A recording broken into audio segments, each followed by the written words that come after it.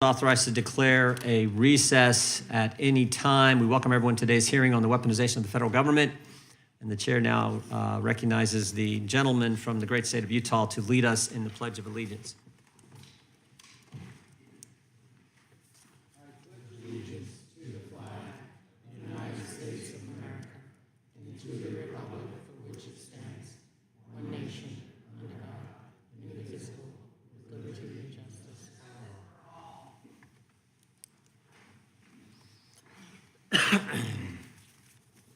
Chair now recognizes himself for an opening statement. Politics is driving the agenda in federal agencies. You don't believe me, just read the Durham report from 3 days ago.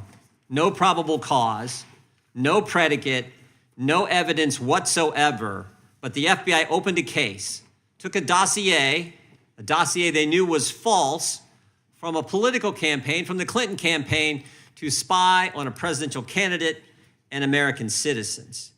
Here was the key line from the Durham report. Quote, the FBI failed to uphold their mission of fidelity to the law. They didn't follow the law, didn't have probable cause or evidence to do what they did. An agency focused on politics. But I would argue today it's even worse, because today it's not just presidential campaigns. Today it's the American people. They're the target. You're not politically correct. You're not in line with what they think should be the political position, the proper position. You're the target. Parents attending a school board meeting, pro-lifers praying at a clinic, or Catholics simply attending mass, you could be a target. And maybe what's just as frightening is if you're one of the good employees in our government who come forward to talk about the targeting, you then become a target. You face retaliation. If you're one of those, and I think there are thousands and thousands of good employees working across our country in the FBI and other agencies, but if you're one of those good employees driven by your commitment to the Constitution and your conscience and you come forward, they're going to come after you. If you come forward and tell us about the radical traditional Catholic memo, you come forward and tell us about this idea that they're going to create some snitch line to report on parents going to school board meetings, you do that, they will try to crush you. They will retaliate against you. They're coming after you. But these guys today, they were brave enough. They took their oath seriously. They believe in the Constitution, the Bill of Rights, and the rule of law, and they came forward. And I want to thank them for doing it. But because they did, man, oh man, have they faced retaliation. Mr. O'Boyle was selected for a new unit, moved his family from Kansas to Quantico, Virginia, and the first day he arrives here, after being selected for this new unit, serving in our military, serving well in the FBI, with first day he arrives here, they tell him his clearance is suspended. Can't get his belongings for his family, can't get his clothes, can't get his children's clothes, 4 kids and a 2-week-old newborn. Mr. Friend raised concerns about using the SWAT team to arrest someone who was willing to turn themselves in, and the FBI takes his clearance. Wouldn't even let him get access to his firearms training records, which he needs to get employment. Mr. O'Boyle's went 200-some days without getting paid. Mr. Allen's went 450 days without getting paid. This is the kind of retaliation they have faced for coming forward and telling us the truth. For Mr. Allen, he lost his clearance for simply doing his job, compiling case-related research, using open-source material, news, and articles, and passing them on to the people working the case. And they didn't like some of the material he passed on. 450 days without pay. And the retaliation isn't limited to the FBI. Democrats on this committee also engaged in it. They leaked parts of these guys' interviews to the press. Press reported on it, and then the press had to issue corrections. The Post, the Washington Post, the New York Times, Rolling Stone, because what the Democrats told them wasn't accurate, what they reported wasn't accurate. That's why Mr. Allen would only let Republicans talk to him. He said, I've seen what's going on. I want to be interviewed by the Republicans. We've talked to over 24 whistleblowers. People have come to us. We've interviewed several of those, and today 3 of them. 3 of those brave whistleblowers and a lawyer who represents them will tell us their story. They will tell us what happened, what they saw, and then what happened to them because they were courageous enough to report it to Congress. And I just want to tell you guys, get ready. Get ready, because these guys are going to come after you. You know they are. Last hearing we had two journalists, Democrats, two Democrat journalists sat right where you guys did, and these guys tried to get them to divulge their sources. Someone needs to tell them how the First Amendment works. And while Mr. Taibbi, one of those award-winning journalists sitting right where you're sitting, was testifying, guess what else was happening? The IRS was knocking on his door. So get ready. But I know you're up to the task because you came forward in the first place. Thank you for your commitment to the Constitution, the First Amendment, the rule of law, and for your willingness to come forward and tell Congress what you've seen, what you've witnessed. Thank you for doing that. Mr. Levitt, thank you for representing him. We appreciate that. Now I yield to the ranking member for an opening statement. Thank you, Mr. Chair, and good morning. Today is our fourth hearing in this select committee. In our previous three hearings, we've heard my Republican colleagues and their witnesses downplay the danger of extremism in America, suggesting that the 2020 election was stolen and claimed that January 6th was anything other than an attempted insurrection, anything other than domestic terrorism. From what I can glean about today's hearing, and I'm going to say glean because my Republican colleagues don't really want us to work together. They give us the bare minimum notice for hearings, no subject indicated. We learn who the hearing witnesses is from British tabloids. That's not normal in the House of Representatives. One must wonder, are Republicans scared of giving us the information so that we can do our own due diligence on these conspiracy theories, these ideas that they want to put forward? Indeed, today's hearing will be more of the same. Perhaps they're too far gone to realize that, in fact, this hearing is evidence, as if we needed any more, that MAGA Republicans are a threat to the rule of law in America. Less than 2 months ago, former President Trump, facing mounting investigations into his many alleged crimes, declared that, quote, Republicans in Congress should defund the DOJ and the FBI until they can come to their senses. And we all know that when Trump says jump, the Republicans in the House say, how high? So here we are, on Police Week, watching House Republicans jump to lay the foundation to defund law enforcement. My colleagues on the far right are on a mission to attack, discredit, and ultimately dismantle the FBI. This is defund the police on steroids. As part of their mission, my colleagues have brought in these former agents, men who lost their security clearances because they were a threat to our national security, who, out of malice or ignorance or both, have put partisan agenda above the oath they swore to serve this country and protect its national security. It is everyday American taxpayer who is bearing the burden of this circus-like hearing. A year ago, Republicans promised that if they won control of Congress, they would focus on kitchen table issues like bringing down inflation. Now we got a bait and switch. Instead of trying to make their constituents' lives better, they're wasting time and taxpayer dollars on endless, fruitless string of partisan investigations. Instead of working to make America more secure, they're manufacturing opportunities to attack law enforcement agencies, even and especially on the same week that we are remembering those law enforcement personnel who lost their lives in the line of duty. We are assembled today to hear conspiracy theories and speculations. We're going to hear alternative facts, actions, and events taken far out of context. When they lack support for a baseless allegation, get this, my Republican friends will cite the absence of evidence of a cover-up. And any suggestion that Chairman Jordan's witnesses are anything but victims of an oppressive dystopian government will be met with mock outrage. So we all know what we're about to see. The real question, the real thing that Americans need to be focused on is why. My Republican colleagues would like me and others to believe that they've suddenly found religion when it comes to misconduct in law enforcement. Give me a break. When the FBI is rifling through personal correspondence of people of color, when law enforcement tries to push policies to limit the freedom of people practicing a different religion, or unjustly pursuing people in cars who look like Philando Castile or my children, or who are just going about their business, or breaking down the doors of people's homes like Breonna Taylor, do you think my Republican colleagues care about that? They don't bat an eye.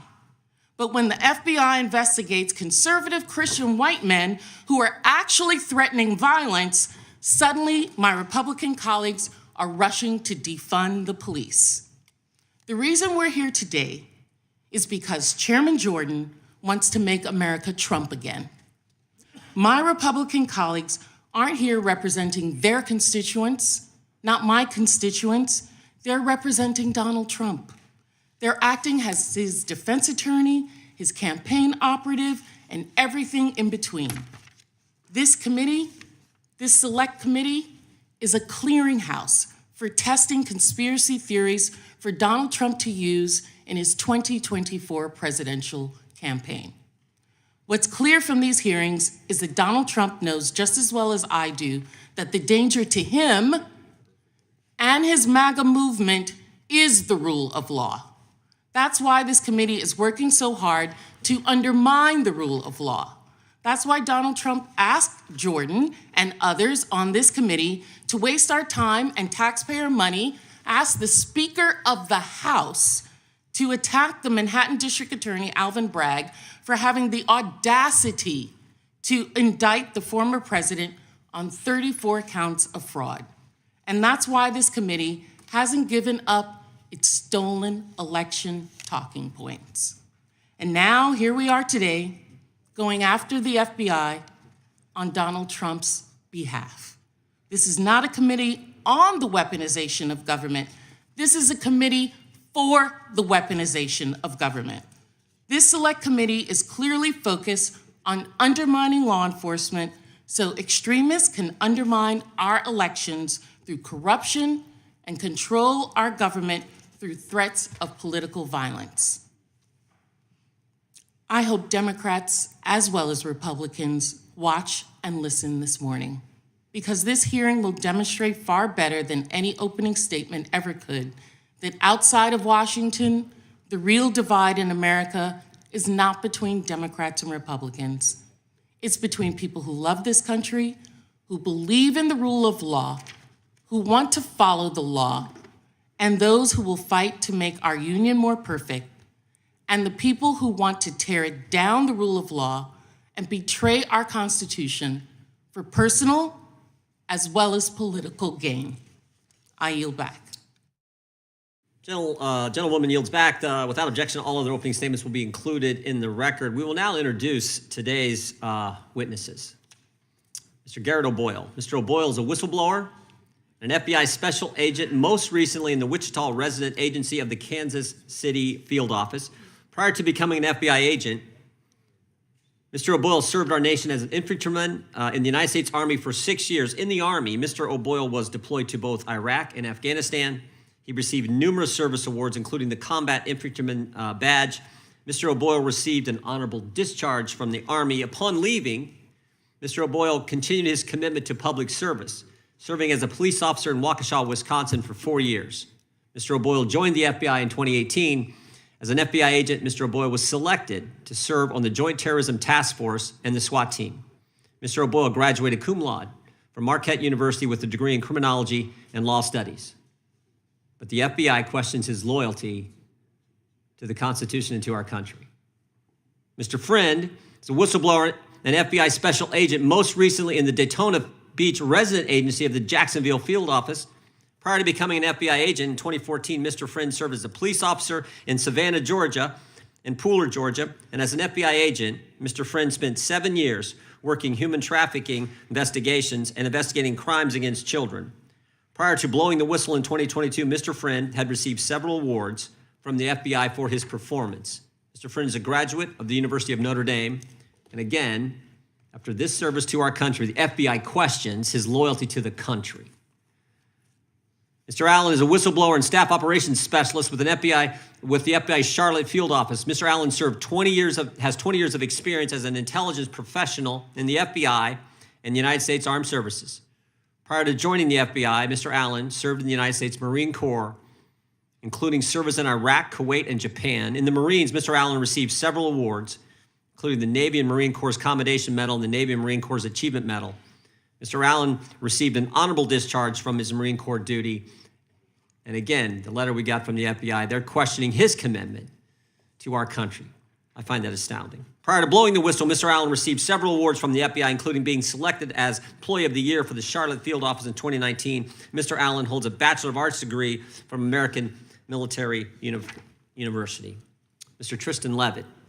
Mr. Levitt is an attorney and the president of Empower Oversight, an organization dedicated to enhancing independent oversight of government and corporate wrongdoing. Prior to joining Empower Oversight, Mr. Levitt was a Senate-confirmed member of the United States Merit System Protection Board, which adjudicates whistleblower retaliation claims. Mr. Levitt also served as the principal deputy special counsel at the Office of the Special Counsel, which enforces federal whistleblower laws. Earlier in his career, Mr. Levitt was a counsel for Senator Grassley on the Senate Judiciary Committee and staffer on the House Oversight and Government Reform Committee. He's a graduate of Brigham Young University and Georgetown University Law Center and is considered an expert on the whistleblower law. As far as I know, the FBI hasn't questioned his loyalty to the country. We welcome our witnesses and thank them for appearing today. We will begin by swearing you in. Would you please stand and raise your right hand? Do you swear or affirm under penalty of perjury that the testimony you are about to give is true and correct to the best of your knowledge, information, and belief, so help you God? Let the record show that each witness answered in the affirmative. Thank you. Please be seated. Please know that your written testimony will be entered into the record in its entirety. Accordingly, we ask that you summarize your testimony in approximately 5 minutes. We're going to give you plenty of time. But if you can keep it around 5, great. But if you go over, no worries there. And we will start with Mr. O'Boyle. Mr. O'Boyle, you're recognized for your opening statement. Chairman Jordan, members of the committee, thank you for addressing FBI malfeasance and allowing me to speak today. Aside from that point of gratitude, I'm sad, I'm disappointed, and I'm angry that I have to be here to testify about the weaponization of the FBI and DOJ. Weaponization against not only its own employees, but against those institutions and individuals that are supposed to protect the American people. I am here today because even though I am wrongfully suspended from the FBI, I remain duty-bound to the American people to play my small role in rectifying these issues. After all, I never swore an oath to the FBI. I swore an oath to the Constitution. I've served my nation and community my entire adult life, first in the United States Army, then as a police officer, and lastly as an FBI special agent. Shortly after high school, I joined the United States Army where I served in the infantry, and I was quickly promoted through the ranks. I deployed to both Iraq and Afghanistan in support of Operation Iraqi Freedom and Operation Enduring Freedom. I served in the historic 101st Airborne Division. I received the Combat Infantryman's Badge, which is awarded to those infantrymen who engage in ground combat with our nation's enemies.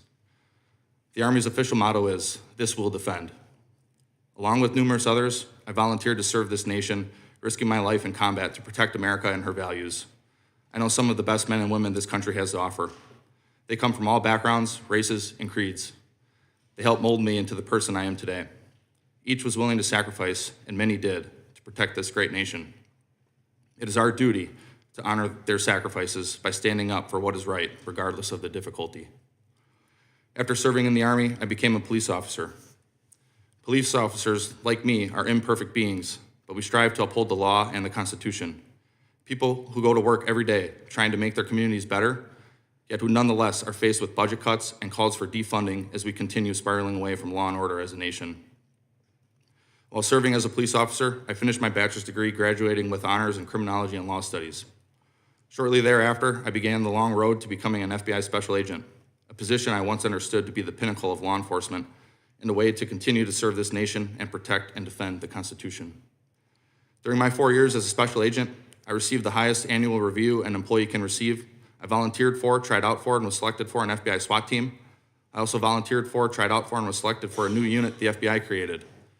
I also received an award for my work on an anti-abortion extremism case. I've been smeared as a malcontent and subpar FBI employee. This smear stands in stark contrast to my life in public service. This smear campaign, disgusting as it is unsurprising. Despite our oath to uphold the Constitution, too many in the FBI aren't willing to sacrifice for the hard right over the easy wrong. They see what becomes of whistleblowers, how the FBI destroys their careers, suspends them under false pretenses, takes their security clearances and pay with no true options for real recourse or remedy. This is by design. It creates an Orwellian atmosphere that silences opposition and discussion. We know what is right to do, yet we too often refuse to do what is right because of the difficulty and suffering it incurs. I couldn't knowingly continue on this path silently without speaking out against the weaponization I witnessed, even if it meant losing my job, my career, my livelihood, my family's home, and now my anonymity. It's up to members of this committee, current and former FBI employees, and indeed all Americans, to ensure that the weaponization of our own government against the people comes to an end, no matter the personal cost. As James Madison prudently opined, in framing a government which is to be administered by men over men, the great difficulty lies in this. You must first enable the government to control the governed, in the next place, oblige it to control itself. The safeguards currently in place at the FBI are clearly inadequate and must be reworked to protect whistleblowers and others who are inappropriately targeted. The FBI can extract whatever they want from me. I'm willing to bear that burden. I've sworn to defend this country from enemies, both foreign and domestic, even if that means sacrificing my life. I've lived that oath out since first enlisting in the Army, consistently saying, "Here am I, send me." My oath, however, did not include sacrificing the hopes, dreams, and livelihood of my family, my strong, beautiful, and courageous wife, and our 4 sweet and beautiful daughters who have endured this process along with me. In weaponized fashion, the FBI allowed me to accept orders to a new position halfway across the country. They allowed us to sell my family's home. They ordered me to report to the new unit when our youngest daughter was 2 weeks old.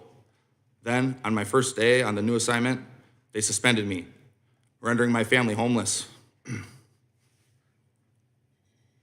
They refused to release our goods, including our clothes, for weeks.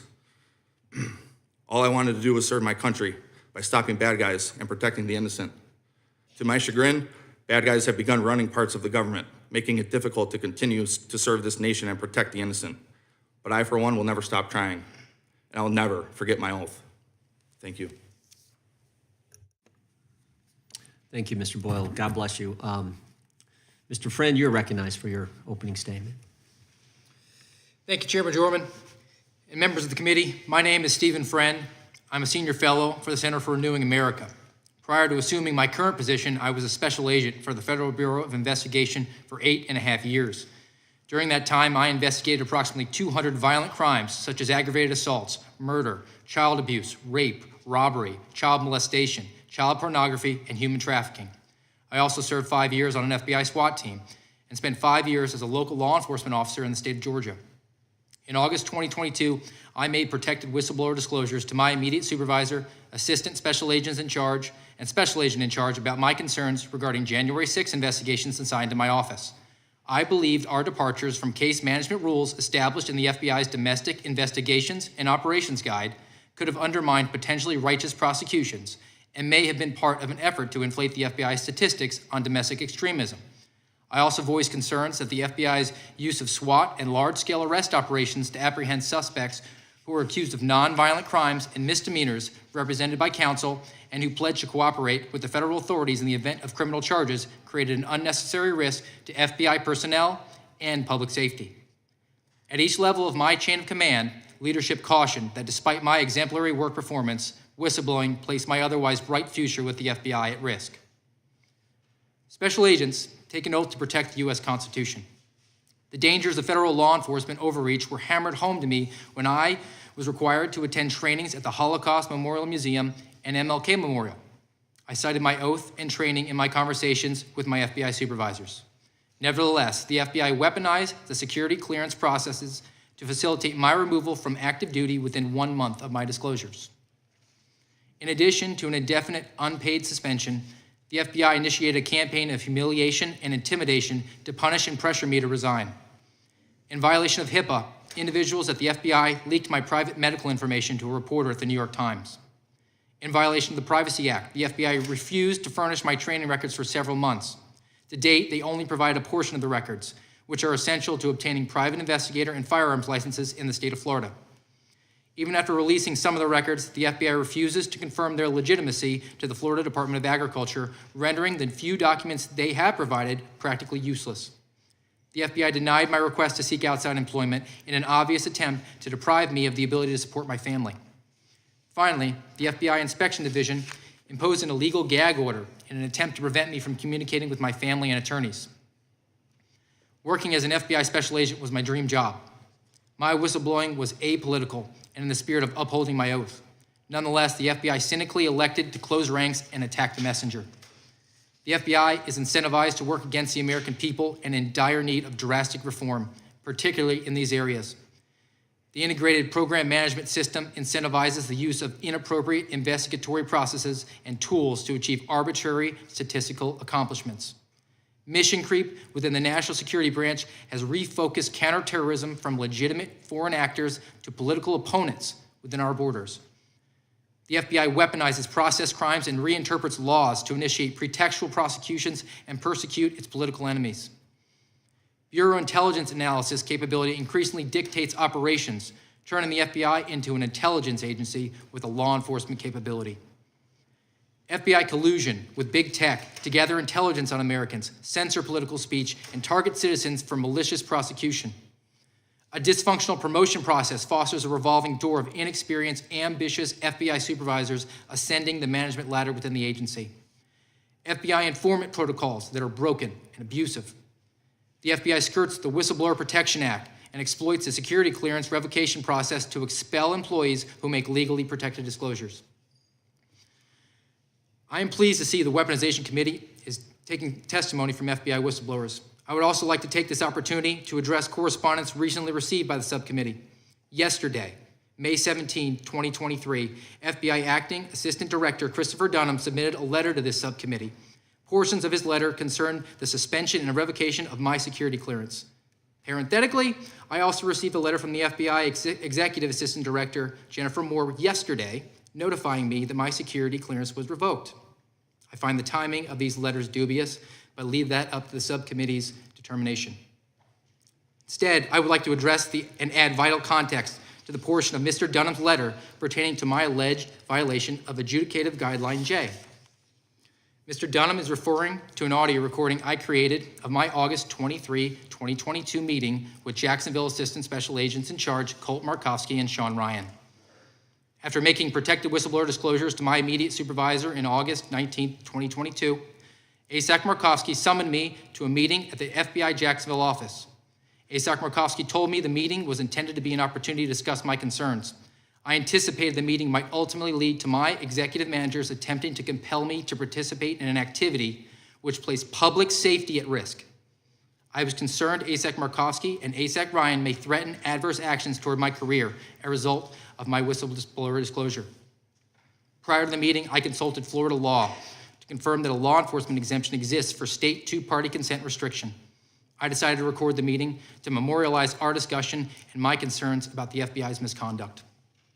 When I entered the FBI Jacksonville office building, ASAC Markowski and ASAC Ryan were having a private meeting.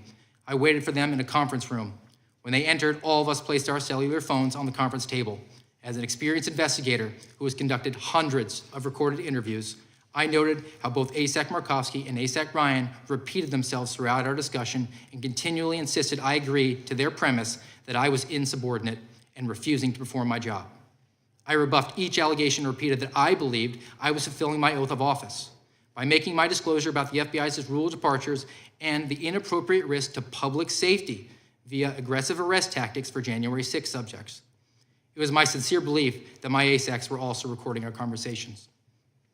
In January 2023, I participated in an interview with the FBI Security Division. During that interview, I was asked if I recorded my August 23, 2022 meeting with ASAC Markowski and ASAC Ryan. I answered honestly that I had. Although it would seem to be an obvious and natural follow-up, The FBI Security Division interviewers did not request a copy of the recording. FBI Security Division should be gravely concerned if executive managers threaten subordinate whistleblowers with adverse action. I submitted that this omission by the FBI Security Division solidifies my contention that Asax, Markovsky, and Ryan created their own recording of our meeting. The FBI was not concerned about potential whistleblower retaliation. The Bureau was only interested in learning if these actions were at risk of exposure. I pray that all members consider the information I and my fellow whistleblowers present. You may think I'm a political partisan. You may think I am a grifter. You may think I'm a conspiracy theorist. It does not matter. Simply put, this committee should avoid the temptation to impugn the character and the motivations of the messengers seated before you. I sacrificed my dream job to share this information with the American people. I humbly ask all the members to do your jobs and consider the merit of what I have presented. Thank you. Thank you, Mr. Friend. I appreciate your testimony. Mr. Allen, you are now recognized for your opening statement. Thank you, Chairman. Hello, my name is Marcus Allen. I'm a staff operations specialist for the FBI in the Charlotte Field Office. Due to whistleblower retaliation by the FBI, I've been suspended without pay for over a year. Thank you to the committee for allowing me time today to convey my concerns about the current FBI. In particular, I am concerned, and I believe this committee should also be concerned about the FBI's use of the security clearance process to retaliate against whistleblowers. First, though, just so you know a little bit about me, I served honorably in the United States Marine Corps from 2000 to 2005. I was deployed to Kuwait and served 2 tours in Iraq and contributed to Operation Iraqi Freedom. During my deployments, I was exposed to live enemy fire on numerous occasions, even though I served primarily in analytical and intelligence roles. I was awarded the Navy and Marine Corps Commendation Medal and the Navy and Marine Corps Achievement Medal. I eventually joined the FBI and was Employee of the Year in 2019 in the Charlotte Field Office. As the holder of a top secret security clearance since 2001, I've been trusted with the nation's greatest secrets. So why am I here today? Despite my history of unblemished service to the United States, the FBI suspended my security clearance, accusing me of actually being disloyal to my country.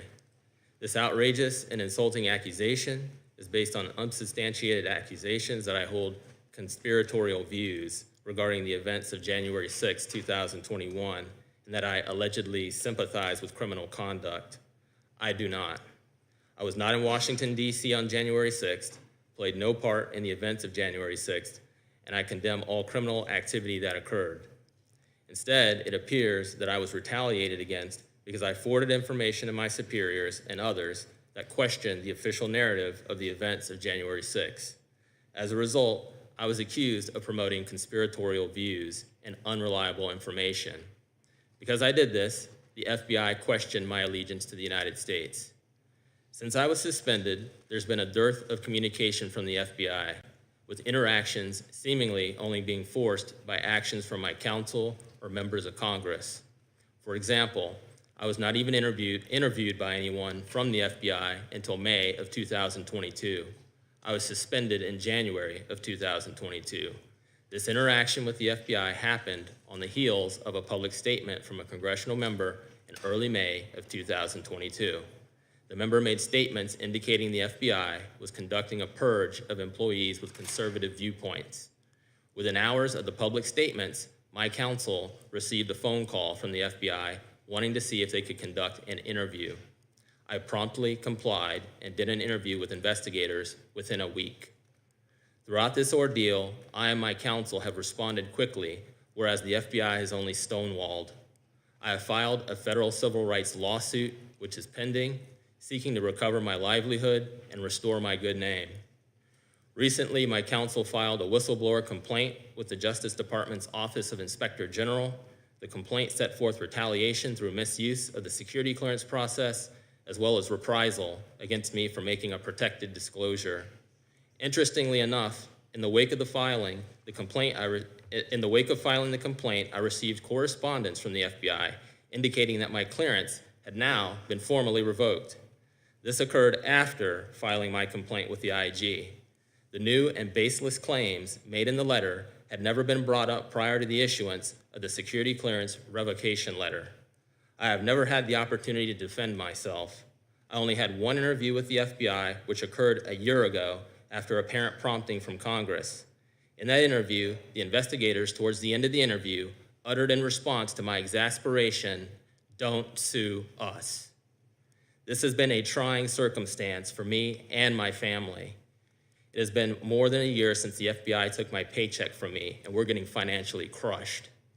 My family and I have been surviving on early withdrawals from our retirement accounts, while the FBI has ignored my request for approval to obtain outside employment during the review of my security clearance. We have lost our federal health insurance coverage, and there's apparently no end in sight. I'm hopeful scrutiny from Congress and from the Inspector General will deter the FBI from abusing the security clearance process to retaliate against others the way it's retaliated against me. This is why I filed a whistleblower retaliation complaint with the IG and why I'm here today to answer your questions. Thank you. And I also have a rebuttal if the member will allow me to. Thank you.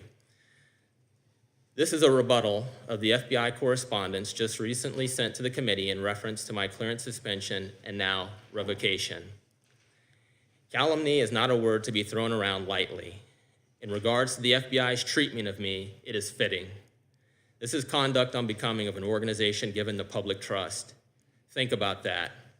My treatment, without a doubt, has sent a chilling effect through what semblance remains of an analytical cadre.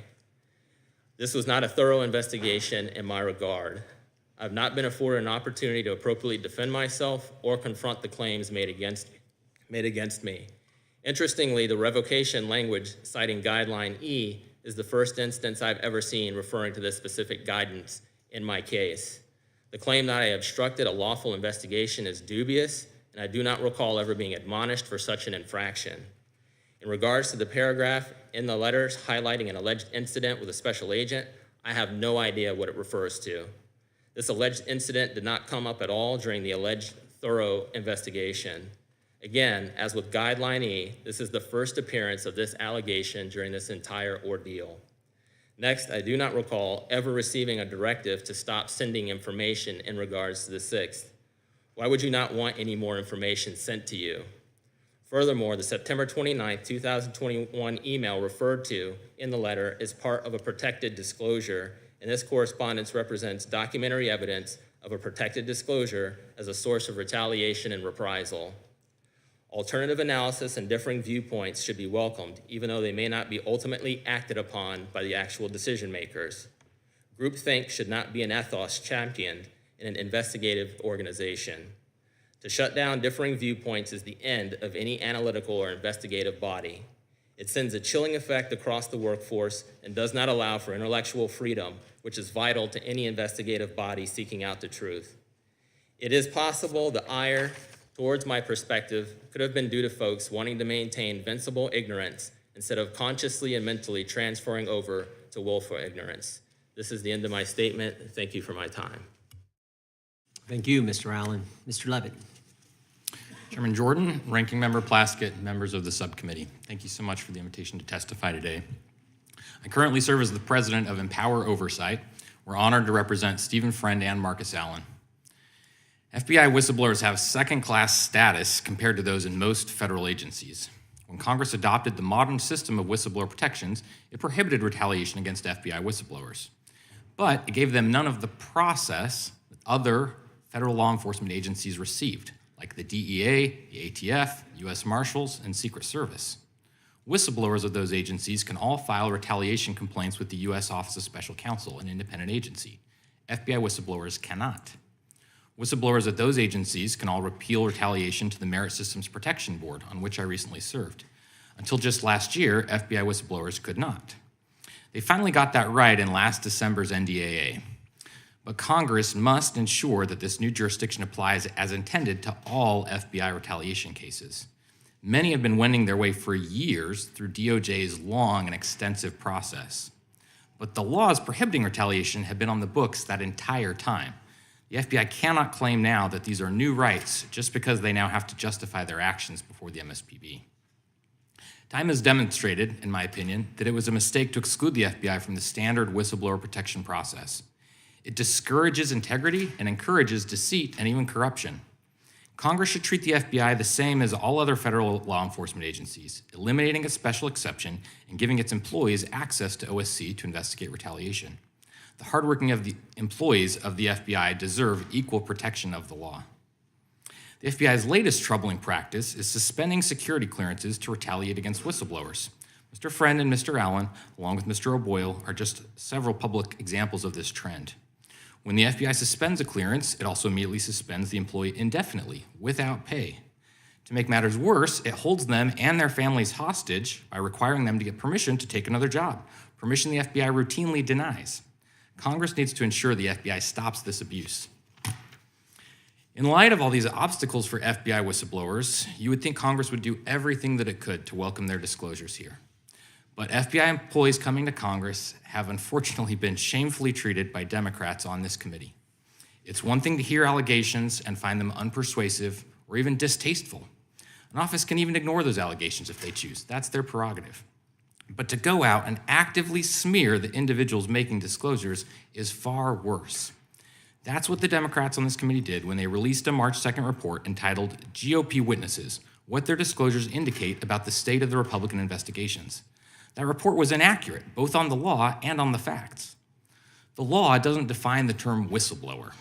Instead, it protects from retaliation individuals who engage in protected activity. For over a century, simply making disclosures of any information to Congress has been a protected activity.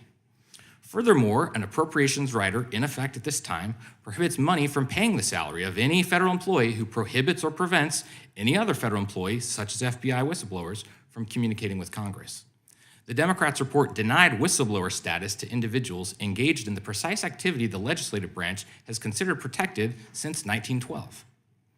The report's reliance on evidence for whistleblower status is also misplaced. Simply communicating a reasonable belief of misconduct is protected whistleblower activity under the law.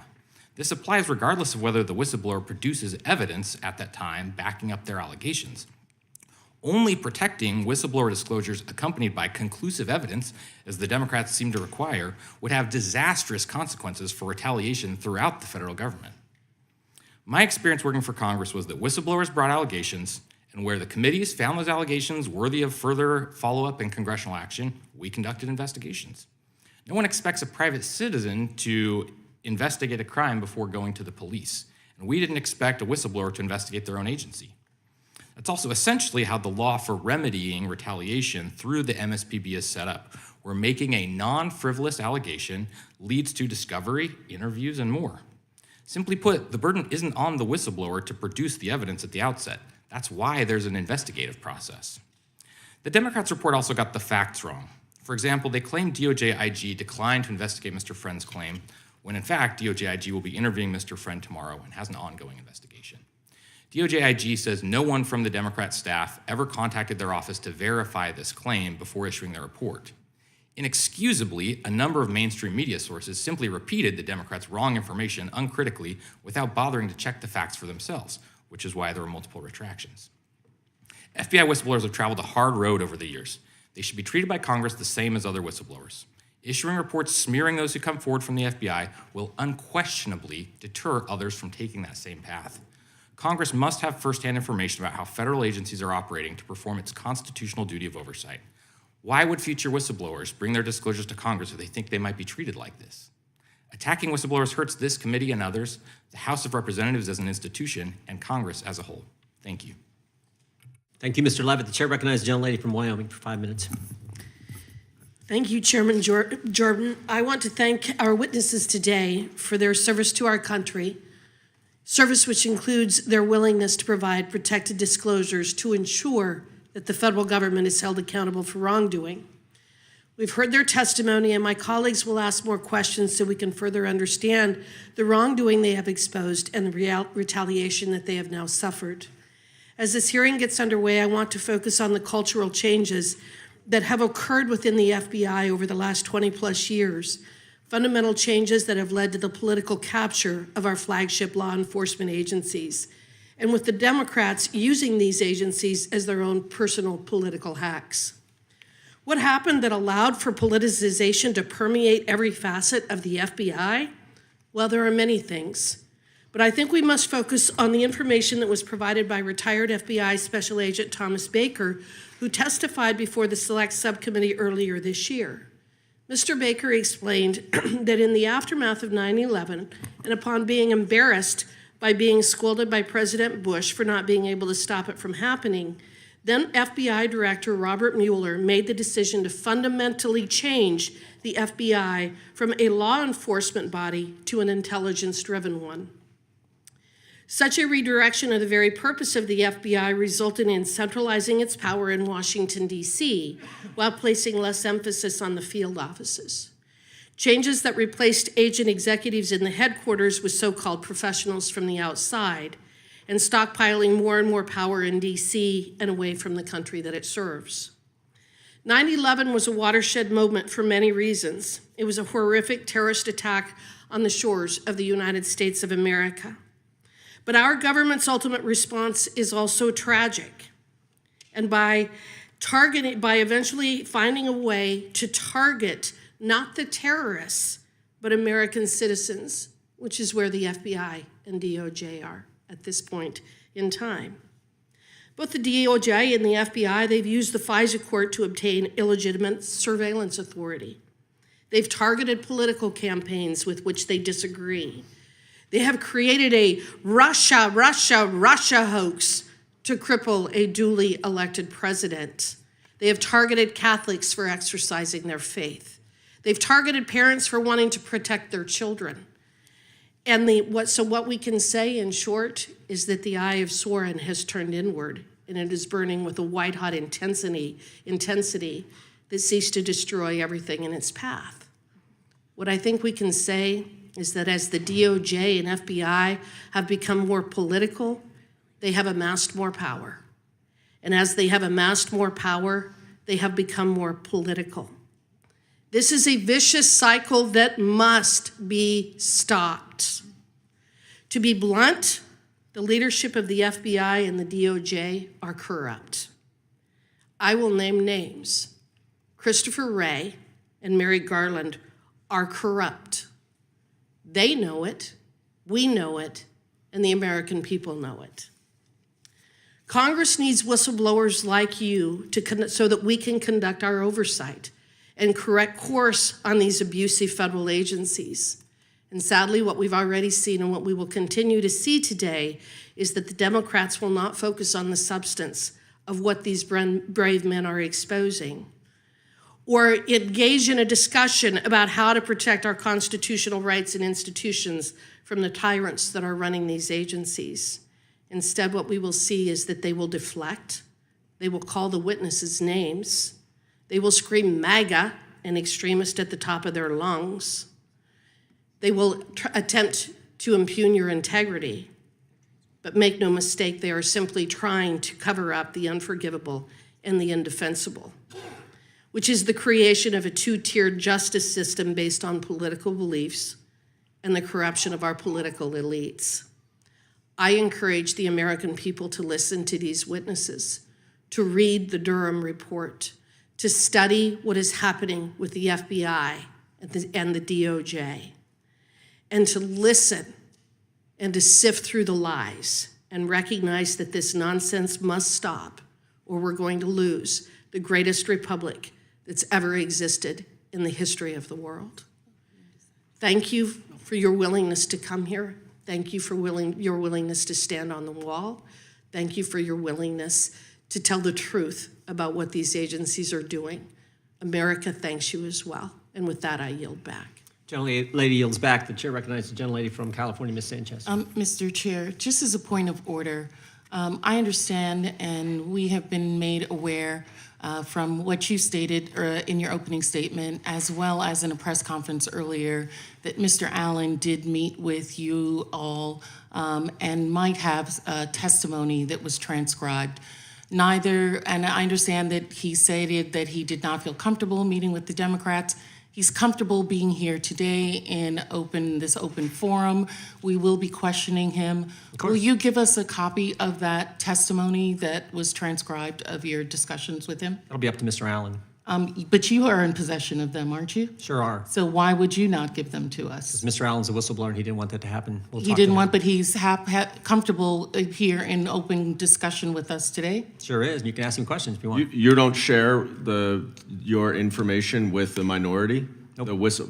No, So you're not sharing that's the- information that you've obtained with the minority staff. Whistleblower saw what you did with Mr. Friend and others, the false information you gave the press, so much so No. that they had to issue corrections, The whistleblower doesn't We've seen- decide that, the committee decides it.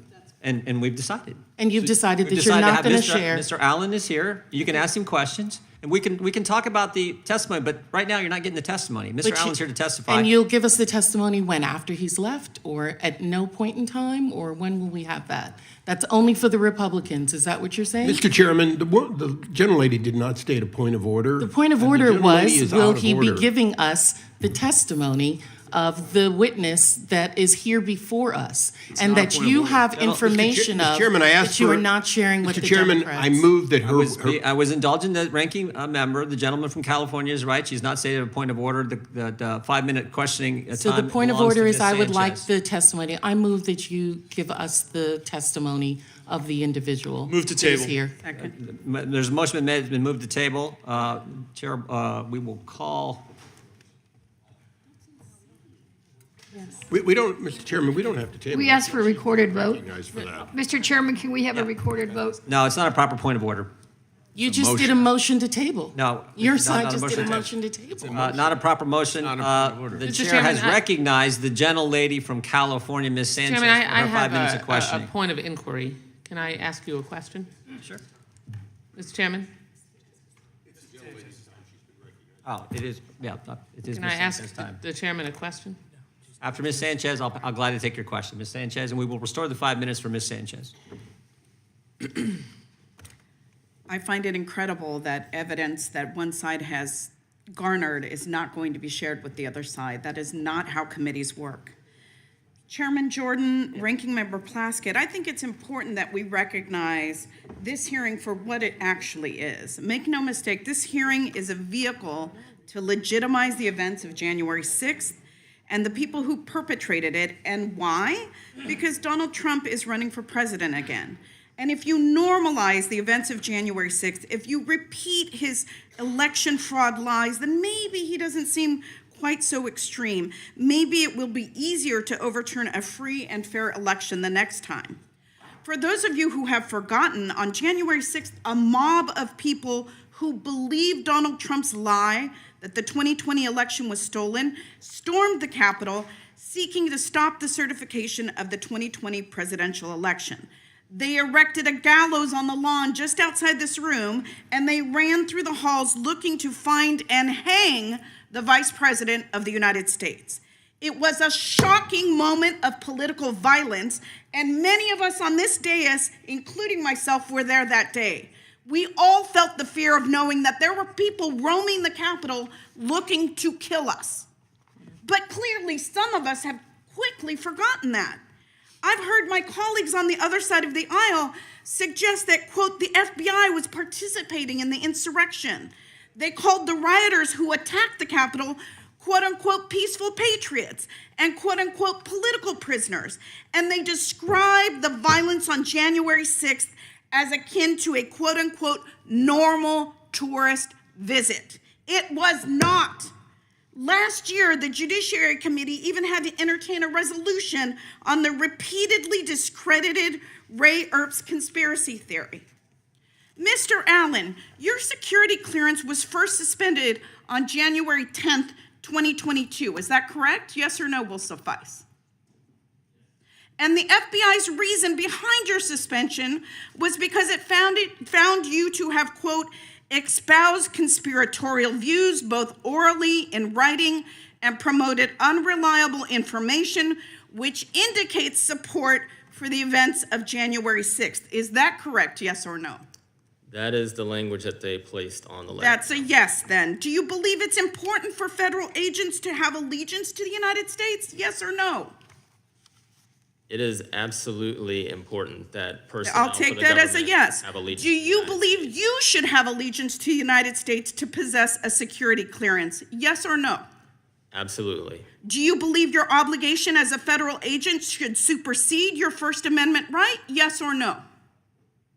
Can you please rephrase the question, ma'am? Do you believe that your obligation as a federal agent should supersede your First Amendment right? Yes or no? I don't know. Can you please rephrase the question again, ma'am? Do you believe that you have an obligation to serve as a federal agent regardless of what your personal political beliefs are? Yes, I have an Thank you. obligation to Thank serve you. the United Do you States. believe that FBI agents should be permitted to express support for individuals who stormed the Capitol on January 6th? Yes or no?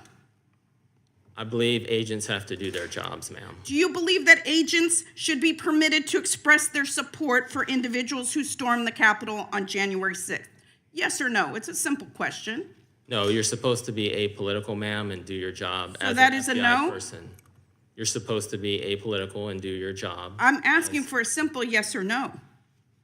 Can you please Not a rephrase the difficult question. Do you believe that FBI agents should be permitted to express support for individuals who stormed the Capitol on January 6th? You should not be voicing support for criminal conduct. You have Okay, to do thank you. your job apolitically, ma'am. Thank you. Mr. Allen, have you ever used Twitter? Yes or no? I have utilized Twitter, yes, ma'am. Okay, and is your account at Marcus A970-50645? That is absolutely not my account. Okay, that's not your account. Well, on December 5th, 2022, an account under the name Marcus Allen retweeted a tweet that said, That quote, is not my account, ma'am. you haven't let me finish the question, Might have been sir. the football player. You haven't let me finish the question. And the time is mine. On December 5th, 2022, an account under the name of Marcus Allen retweeted a tweet that said, quote, Nancy Pelosi staged January 6th, retweet if you agree, end quote. Do you agree with that statement? Yes or no? That is, I don't, no, ma'am. That's not my account at all. I have I'm no asking idea. whether you agree with that statement, yes or no? Can you please rephrase the Yeah. statement? Do you think Time of the that gentlelady Nancy has Pelosi expired. staged January 6th? I just want him to answer He'll answer. this He'll last answer. question. Yeah, he'll answer. I'm just telling you your time's up. Do you believe that Nancy Pelosi, do you agree with the statement that this person tweeted that Nancy Pelosi staged January 6th? Yes or no? don't- No. Thank you. I yield back. Chair recognizes the gentlelady from New York, Ms. Stefanik. I yield to the chair. Excuse me, I Mr. think- Chair, I think you were going to indulge the Congresswoman from Florida in her point of inquiry. The gentlelady from Florida is recognized. Thank you. Thank you, Mr. Chairman. It's my understanding that... What are you making a point of order? No, I'm asking you a question. Okay, A point of inquiry. okay. It's my understanding that the minority in this committee under the rules is entitled to the same testimony, information, documents that the majority is entitled to. So, I mean, I'm not aware that you're able to withhold information from the minority that we would need to use to No. prepare for a... When it comes to whistleblowers, you're not. And I would just remind the committee, aren't- remind everyone, look, when it comes to Chairman, that's not whistleblowers, right. you are not. That's not right. It's shocking that the That is gentleman. not right. It's shocking And in that fact, the gentleman. you talk so much about the Mr. Chairman, whistleblower and the it's impeachment. shocking that the We gentleman gave you from New York all of would the state information that we had. when you were part Yes, of an we gave investigation you with all an of the anonymous information you whistleblower. had. We Mr. had. Chairman, these Mr. individuals Chairman, I haven't been can't declared hear whistleblowers. 5 people at once. I Could we know. have regular Okay, order? Mr. Chairman, Chair recognizes it's. I'm inquiring, and I was not And I've finished told you inquiring. that when it comes to whistleblowers, you are not entitled to it. That's These at the discretion of individuals- Mr. Allen. Mr. Chairman, these He said individuals have been determined he has not not to be agreed to that. whistleblowers. These are not whistleblowers. They've been determined by the agency not to be whistleblowers. Are you deciding that they're whistleblowers? Yes, the law decides. Did you not listen to Mr. Levitt's testimony? Did you not read the law? The His law attorney decides is that they are asserting- whistleblowers. his attorney the is chair asserting that recognizes they are the gentlelady whistleblowers. from The New law York. has not The determined gentlelady that they from New are York has been whistleblowers. recognized. The law has not determined they are whistleblowers. His attorney is just asserting that. Gentlelady from New York. Thank you, Mr. Chairman. I have lost my voice. I'm yielding to Mr. Gates. I thank the gentlelady not only for yielding, but for her extensive work on these issues, not only during our hearings, but during the many depositions we've taken to develop evidence and to bring it forward for the majority, the minority, and all of the country. Did you give us that evidence? I know that if the gentlelady from Are you New gonna give York us that evidence? was able to speak, that she'd certainly she'd certainly be eager to do so. Mr. Allen, we just astonishingly heard a Democrat on this committee question your allegiance to the United States. How many tours in Iraq did you do? I did 2 tours in Iraq, sir. And for how many decades have you held a security clearance? For 2 decades, sir. Ever been called into question before? No, sir. And you also received the Employee of the Year Award for the Charlotte Field Office, is that right? That is correct, sir. Did you receive any medals during your service for the Marine Corps and the United States Navy? I did, sir. As a member of the Marine Corps, I received 2, a Navy Commendation Medal and a Navy Achievement Medal. Seems to me your allegiance to the United States is pretty well established over multiple decades, wearing the uniform, fighting for our country, and I am proud that you continue to fight for our country as a whistleblower here, making a disclosure to the United States Congress. And Mr. Allen, is it your belief that you were retaliated against because you shared an email that questioned the truthfulness of FBI Director Christopher Wray? Yes, sir. And you believed that he wasn't truthful based on testimony he'd given to the United States Senate, isn't that right? Yes, sir. And in that testimony to the Senate, you believed that Christopher Wray indicated that there were no confidential informants and no FBI assets that were present at the Capitol on January 6th that were part of the violent riot. Isn't that right? Yes, sir. Please play the video. We're now going to hear from George Hill, who worked at the Boston field office.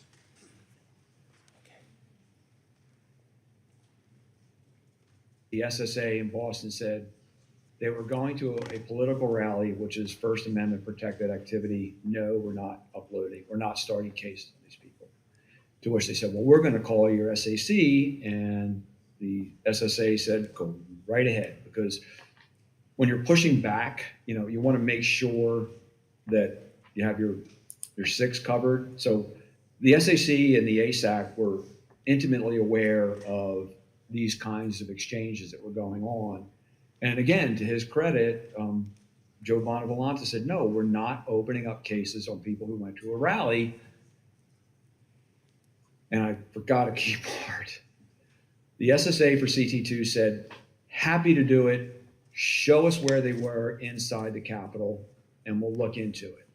To which WFO said, we can't show you those videos unless you can tell us the exact time and place those individuals were inside the Capitol. To which the SSA responded back, and I was privy to these conversations firsthand. Why can't you show us?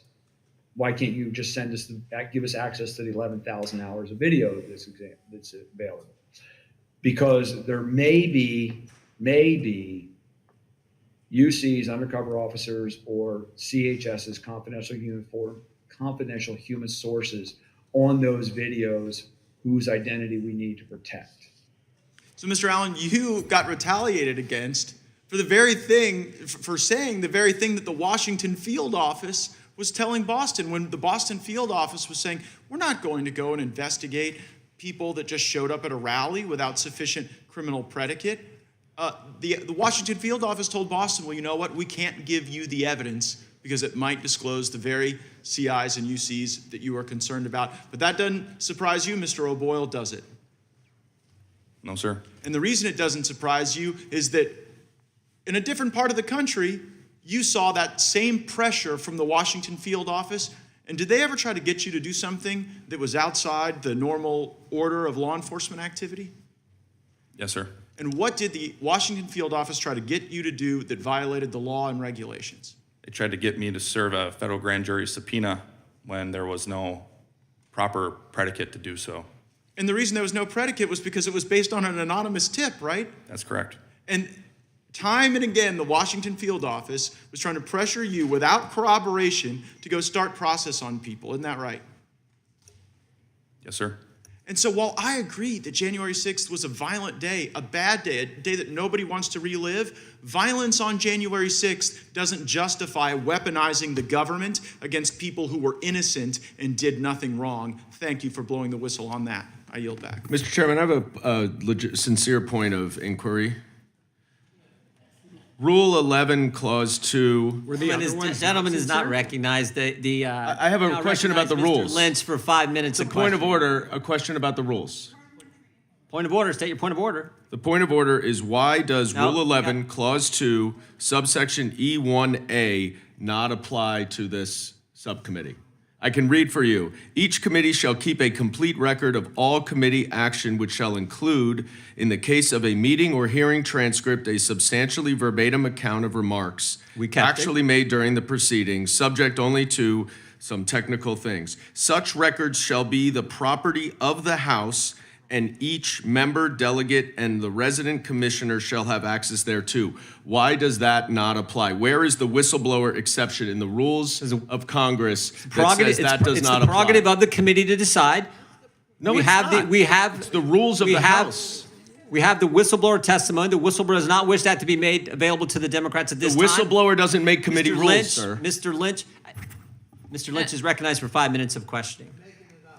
Mr. Chairman, is the ruling of the chair always unquestioned, or do we have a vote on how some of these issues are decided?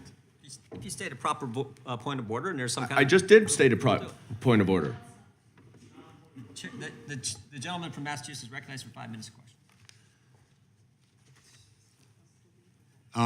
Mr. Friend, I want to ask some questions about surrounding the circumstances of the removal of your clearance by the FBI.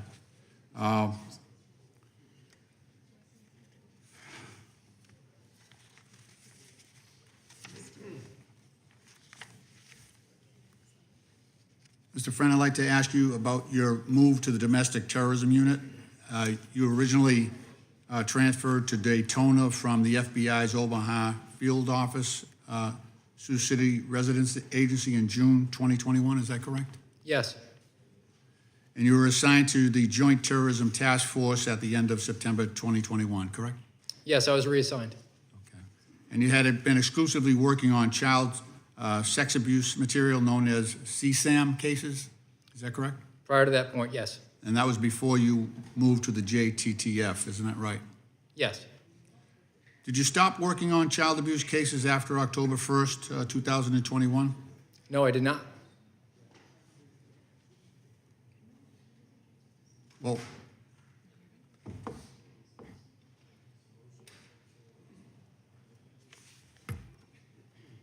in fact, the FBI planned to find a replacement for you when you moved from one position to the other, is that correct? Which office are you referring to? So, when you were moved from the child sexual abuse cases and moved to the JTTF, you were informed that the FBI would find a replacement for your other position, was that correct? No, that's not correct at all. I was told that those cases were going to be considered a local matter going forward. They would not be resourced, and that I was going to be reassigned to work on domestic terrorism cases. At the time, my supervisor retired, and his interim told me there was not enough work to do. So until a full-time replacement could come in to continue to work on the child pornography investigations and make myself available for domestic terrorism cases. And then when my new supervisor arrived early in 2022, I explained that arrangement to him, and he agreed that that was the best use of my time, even though I was told to, on my timesheet, account for my actions as being solely devoted to domestic terrorism. I was in a situation where I was essentially only working child pornography and human trafficking cases. I just want to point out that in your interview with the committee, you stated that you were told you could balance both until a permanent replacement arrived. That was during your transcribed interview. Are you restating that or disputing that now? I'm not disputing that. I was unofficially said, just keep doing what you're doing, but on paper and on your timesheet, we're going to put you down as a domestic terrorism agent.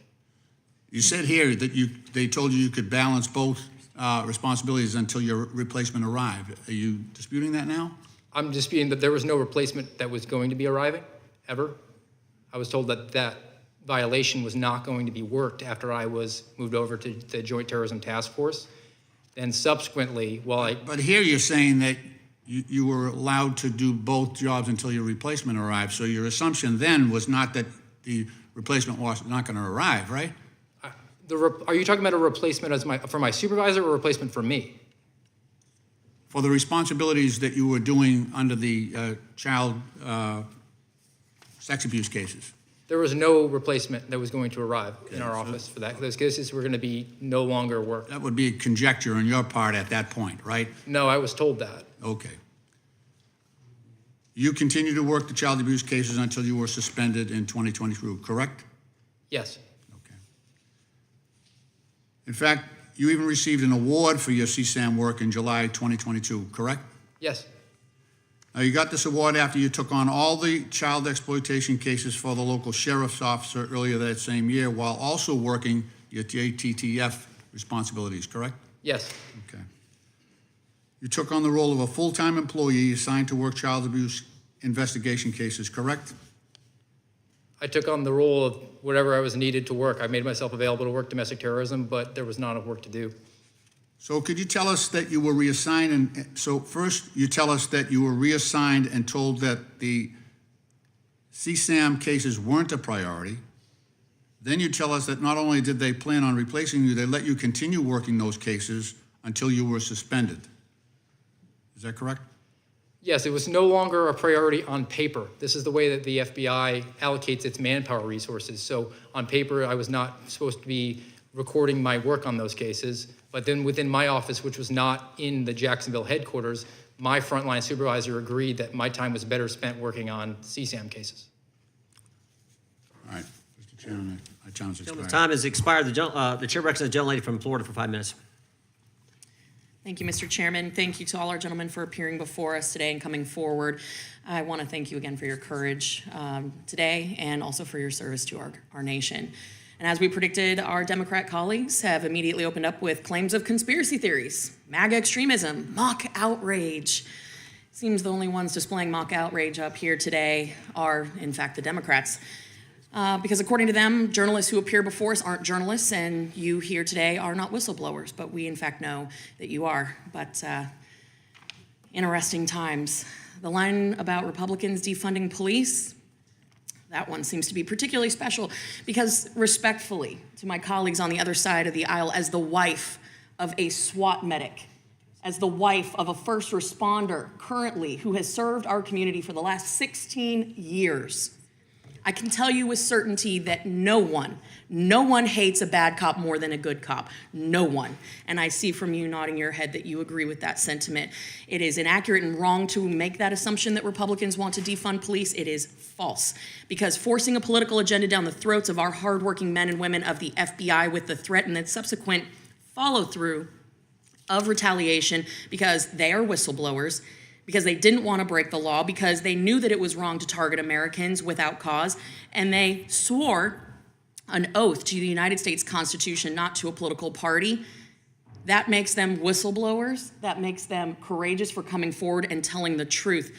Gentlemen, I'm going to ask you all to please turn on your microphones because we're going to go really fast, okay? Mr. Friend, during your service with the FBI, you served on the FBI SWAT team, correct? Yes. As you heard, my husband is a SWAT medic and has been part of joint operations with the FBI.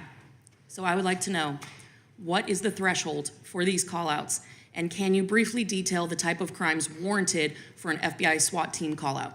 There's a threat matrix, the SWAT matrix, in order to utilize the tactical team, but it could be as easy as somebody being in possession of a firearm or a request from a local agency just to use the FBI SWAT team. Okay, so Mr. Friend, your security clearance was suspended by the FBI after raising concerns for the use of excessive force with regard to the use of FBI SWAT teams to your direct supervisor, correct? Yes. Would you consider this retaliation? Yes. Thank you. Mr. O'Boyle, you were suspended without pay from the FBI on September 23rd, correct? I was initially suspended on the 26th. The suspension of pay came a little bit later. Thank you for that clarification. You had raised concerns to your chain of command when no action was taken, that you reported these concerns then to Congress, correct? Correct. Once you contacted Congress, you were then suspended.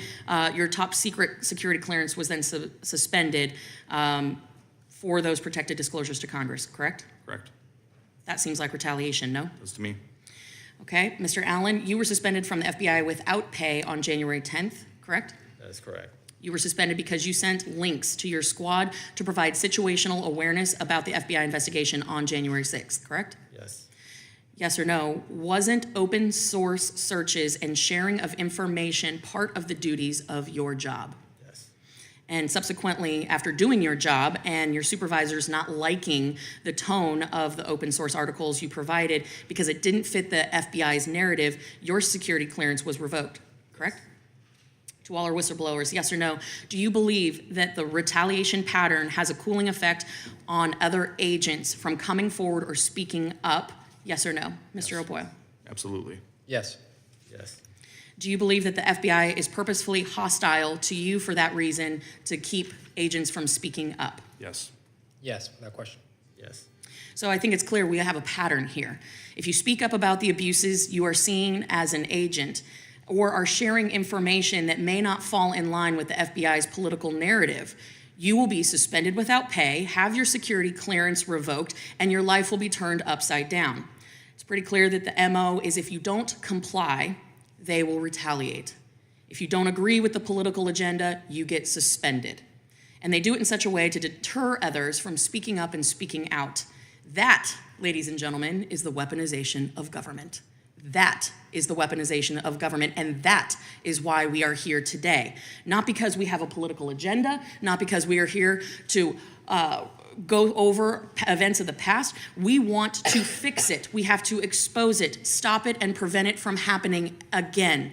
That is why we are here. These men are whistleblowers. The gentlemen who came before us in previous hearings, they were journalists. And just because you don't address them as such does not mean that they are not who they say they are. They have been retaliated against. And regardless of your party affiliation, this behavior is unacceptable, and we need to stop it. Republicans, Democrats, independents alike, this is a concern we should all share.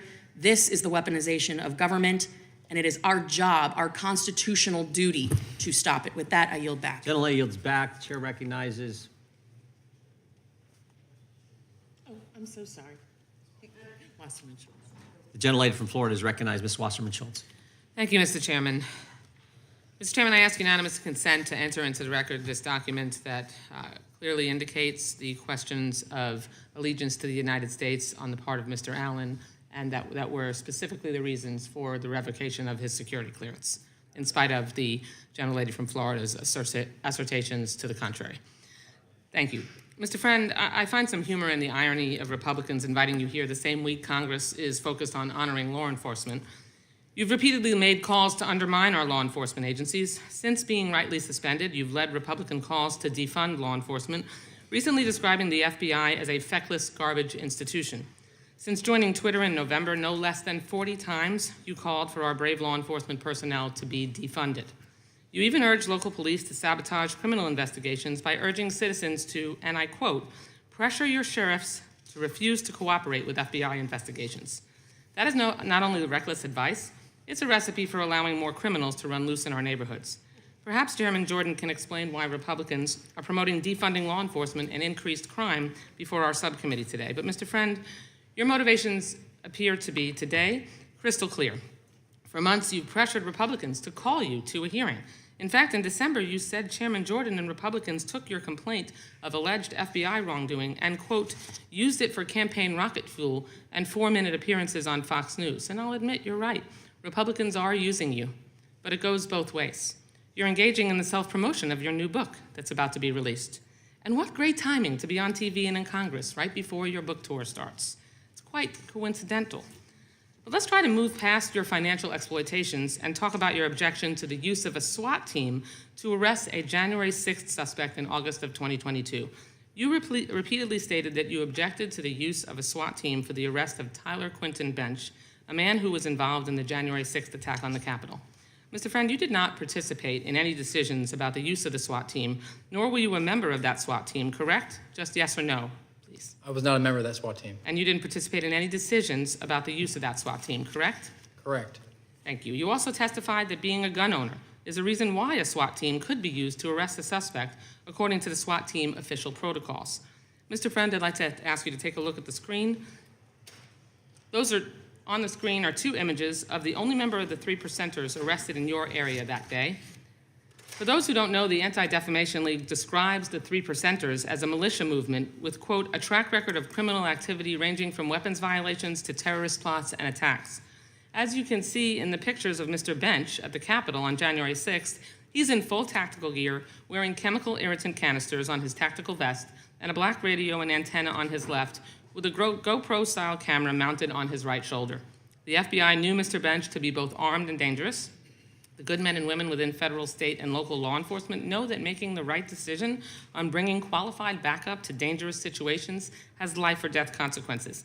It's a decision that has particularly resonance for law enforcement in my own community. A little over a year before Mr. Bench was arrested, 2 FBI agents in my district in Sunrise, Florida, were shot and killed on the front doorstep while trying to serve an arrest warrant on child pornographers. They were just trying to do their jobs, protecting the American people, when the suspect opened fire and started shooting from inside. In fact, these brave agents who work for what you call a feckless and garbage institution lost their life doing the very work you claim it neglects, chasing down people who exploit children. So yes or no, Mr. Friend, knowing what you know now about Mr. Bench, that he was known to be heavily armed and a member of a terrorist group, was it appropriate for the FBI to use a SWAT team as a precaution to protect FBI personnel and other law enforcement officers that day? Yes or no?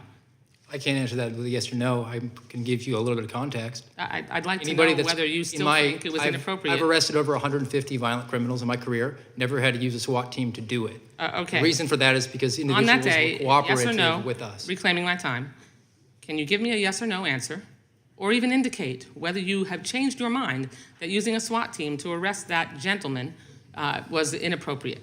My opinion remains to be anybody who's been cooperative and pledged to surrender in the case of law enforcement and criminal charges. So the answer is no. A SWAT team is not necessary for that. Reclaiming my time, you also claim that your top secret security clearance was improperly revoked, yet an independent investigation concluded that you demonstrated a number of security concerns, which included that you refused to execute a court-ordered arrest warrant and when you downloaded documents from intelligence systems to an unauthorized removable flash drive. The cherry on top could be your unauthorized recording of executive management, which I'm sure you know violates Florida law, along with your unsanctioned interviews with Sputnik News established by the Russian government in 2014 and fully owned by the Kremlin and Putin's cronies. Time of the gentleman I think it's clear who is weaponizing government. The gentleman from Florida is recognized for 5 minutes. Thank you, Mr. Chairman. Mr. Friend, do you want to quickly respond to that? Because she cut you off. I want to let you respond to those questions. I can quickly respond to that. So the you have to bring up Well, let me help you. Yeah, go ahead. So prompt me.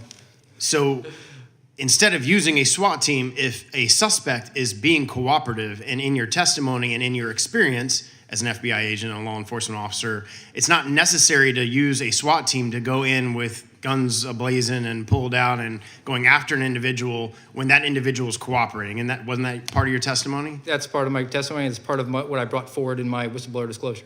And that's in your experience as how many violent criminals have you arrested? I've arrested over 150 and I have 5 years of SWAT experience. And you didn't have to use, there wasn't necessity in some of those circumstances to use SWAT team because the individual was cooperating? Never a single time. And in your testimony, the individual that you were referring to that a SWAT team should not have been used on but was being used on for political purposes was somebody that was cooperating, correct? Yes.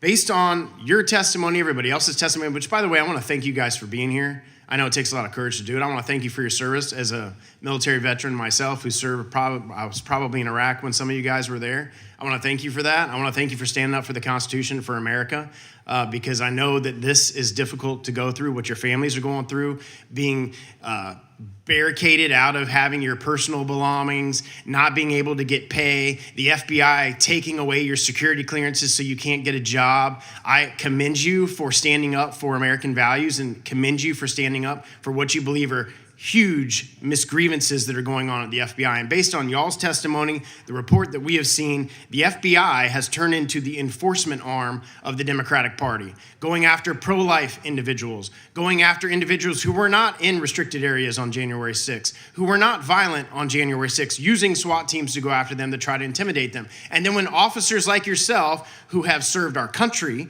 who have served the FBI, who have served in law enforcement, suddenly want to raise concerns and use the whistleblower status to be able to, hey, you know, this isn't right. This isn't the way that we should be treating these individuals. This isn't fair. Suddenly, the FBI is shutting you out, taking away your clearances, taking away your pay, shutting you down so that your families can't even survive financially. So I want to thank you for your testimony here today, and I hope the American people will gloss over the lies that have been perpetrated on you today for the truth that is underneath every single one of your statements. Egregious abuse, misallocation of law enforcement resources, misconduct in leadership ranks of the FBI. And I've been here 5 years, and during that period of time, Director Wray and AG Garland have both sat in desks just like that, under oath, and testified that they would not retaliate against whistleblowers. And it's my understanding, Mr. Friend, that you went through all of the required regulations at the FBI in order to raise your concerns to your supervisors. Is that correct? Yes. So you followed inside protocol for the FBI, utilizing whistleblower statute protection, information, regulations through the FBI to make your complaints and information be known. Yes. And you did that to your supervisors. 3 levels of supervisors. 3 levels of supervisors, and the response to that was losing your security clearance, shutting you out, losing your job, taking away your pay. That's correct. I'm so frustrated and angry, and I don't have only a minute and a half left to try to display the level of corruption, weaponization, politicization that has occurred at the highest levels of the FBI and the DOJ. And both Director Wray and Merrick Garland have sat there and testified that there's no retribution for whistleblowers. No, we don't retaliate against whistleblowers, but we have testimony, and I'm a lawyer too, and testimony is a fact in evidence that exactly is what is going on in the FBI and the DOJ. Just quickly talk about how the inflation, Mr. Friend, of the domestic violence or the statistics as it relates to January 6th, how they were inflating those statistics to make it look like there was a bunch more cases than there really was. Well, typically, you would investigate January 6th as one case with lots of subjects, but instead, the decision was made to open up a separate case for every single individual there, and instead of on paper investigating them from the Washington field office, spreading and disseminating those to the field offices around the country, and if the individual lived in that area. So it, in effect, made it look like there was domestic terrorism cases and activities that were going on around the 56 field offices, when in fact the cases were really all from Washington, D.C., and Washington field office had a task force that was responsible for calling the shots in all those cases. Thank you guys for being here. My time's expired. Gentleman yields back. We have votes on the floor to our witnesses, so we will take a break now. We will stand in recess until 15 minutes after the close of the vote, the final vote on the floor. And you guys are welcome to wait here in the back. The committee stands in recess.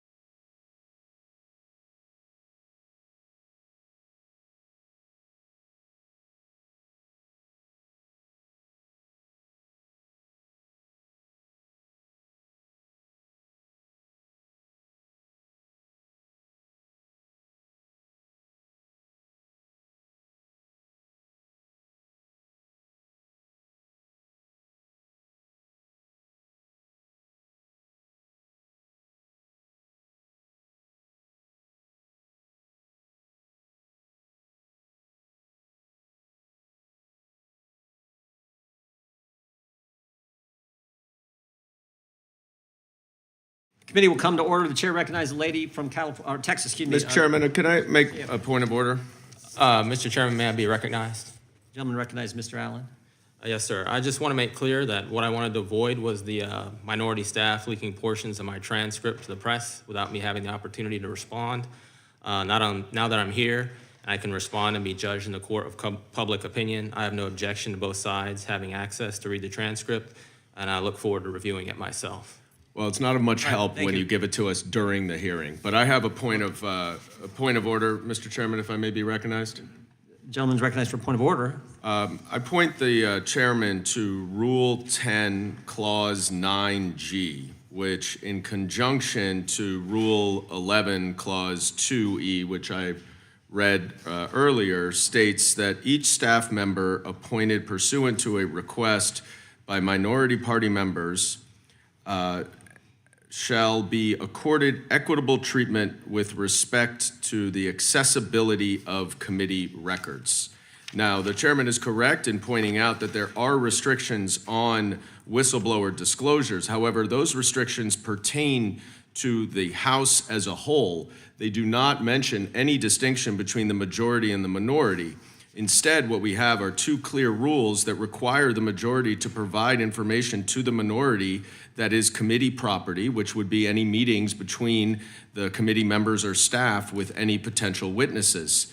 So I would move for the chairman to agree to order that all materials, notes, and otherwise related to these witnesses before us be provided to the minority according to the rules of the House. Overruled. Mr. Allen, we thank you for your I willingness to make that. move for a recorded, I appeal the ruling of the chair. I move to table. I'd ask for a recorded vote. Gentleman's asked, committee will suspend while we have the clerks. I think we have to have the clerks at the table to tally the vote. Gentlemen, I'm afraid you're excused for a little while. One second, if we could just step back, we'll have the clerk, be real quick. The clerks will, we could probably let you just stay right there, the clerks, I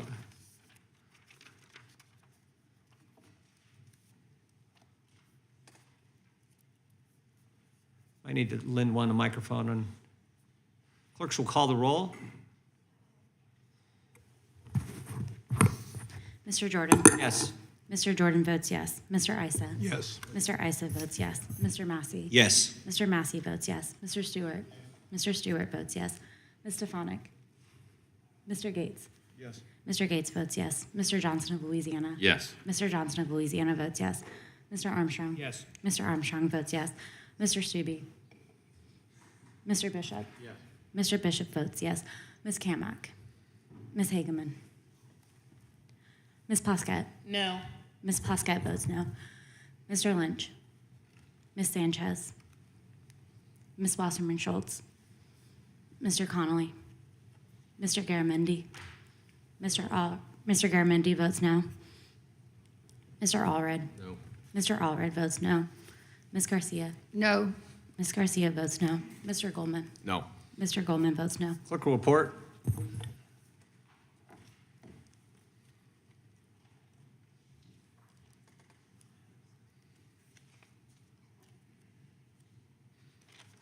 Mr. Chairman, there are 8 ayes and 5 noes. Motion to table is approved. Chair recognizes the gentlelady from Texas, Ms. Garcia. Thank you, Mr. Chairman. Mr. O'Boyle, have you publicly shared what you discussed with Chairman Jordan's staff before today? It says yes or no. Did I publicly do what? Share, like With whom? with the public. About which part of my testimony? Any of your testimony, sir, that you shared with Jordan's staff, have you shared that with the public or this committee? It's a yes or no, sir. It's really not that hard. I don't believe so. You don't believe that, so, okay. And during your transcribed interview on February 10th, did you explain to the committee counsel the content of what you had previously shared with Chairman Jordan's staff? To some degree regarding the questions that were asked on that day. To some degree, is that, so that is a yes? Yes, to some degree. Okay, but you shared it only with the lawyers, Mr. Gates was present for part of that testimony as well. Okay. So the only people who know the wrongdoing you claim to have uncovered at the FBI, to your knowledge, are Chairman Jordan's staff, Congressman Estes, and maybe now Congressman Gates? I also shared some of my disclosures with my chain of command prior to coming No, to I'm talking Congress. about your testimony here today in this committee. Right, that includes some of what I had provided to my chain of command as well. Well, that's not the question. So the FBI has said that it cannot comment on ongoing adjudication matters. Do you know if your security clearance suspension decision is still under adjudication with the FBI? Oddly enough, I received an email last week from the FBI attempting to schedule an interview with me for tomorrow, which I find is no coincidence heading into the hearing today. But prior to that So email, it's still being adjudicated? The answer is yes. prior to that email, I had not. All right, so it's been still aware. being adjudicated, but in her April 24th transcribed interview, Executive Assistant Director Moore told us that when Mr. Jordan's counsel asked you about your case, that she, quote, is not allowed to discuss any ongoing security investigations. So you're still being investigated. So neither you nor the FBI can help us understand what information you shared and when you shared it. Well, I have provided that information to members of this subcommittee who I believe will take it Well, seriously. no, you've submitted it to the chairman and the committee's staff. But as you've been hearing this morning, a lot of that, most of that, we have not seen as Democrats. It's not been shared. It's not been shared pursuant to the laws, our rules. It's not been shared just even in keeping with a notion of fairness. You know, in any proceeding like this. Well, in notion of fairness, you claim that we don't aren't know what was whistleblowers. disclosed. The committee counsel hasn't had the opportunity to assess the information you shared with Jim Jordan's staff. Yet here we are hearing on the matter. There's been no transparency, no real effort to inform. It's just a partisan political stunt that is more interested in attacking the FBI than helping whistleblowers. In Texas, we would just say that this is just a lot of hot air blowing here, and it ain't a whistleblower. By having this hearing before the majority makes even basic information about your claims available to us, Chairman Jordan is doing us all a disfavor. We're meeting without knowing. In his opening remarks, he said that he had brought you here to have you tell us what you have seen and what you had witnessed. Yet, we really still don't know because you haven't told us anything. I went through your whole witness statement, and there's nothing in there about what you saw or what you heard. That's not true. That's sir, not true. It's just a bio That's and false. your political statements. I read the whole thing, sir. That's false. So by having this hearing before us today, the majority makes even basic information about your claims not available to us. So Chairman Jordan is just doing us all a disservice. He's doing the minority a disservice by not allowing us to vet your claims, to be able to adequately ask you questions. Frankly, he's doing you a disservice, sir, by all the lights and cameras before his claims have even been examined. More than that, this hearing is an insult to the brave whistleblowers out there who do risk their careers for the good of their country. This circus of unvetted secret accusations puts at risk the critical role whistleblowers play in holding the powerful accountable. Most whistleblowers aren't interested in being political pawns in congressional Republicans' games. Playing politics is holding up this scheme as whistleblowers will make other public servants fearful of coming forward out of fear they'll just be used. Whistleblowers serve an important purpose in this country. They're often brave individuals who help root out corruption and make our democracy stronger. In fact, just this last February, whistleblowers who have been fired by Texas Attorney General Ken Paxton in retaliation for accusing him of crimes came to a settlement with the Attorney General. Time of the gentlelady's expired. Mr. Chairman. He had to settle for Time of the gentlelady's $3.3 expired. million. Chair now Because he recognizes. wanted to make Mr. sure some information Chair now didn't get out. recognizes the That's gentleman what from whistleblowers California. do. The gentlelady, this is my time. I've been recognized. Thank you.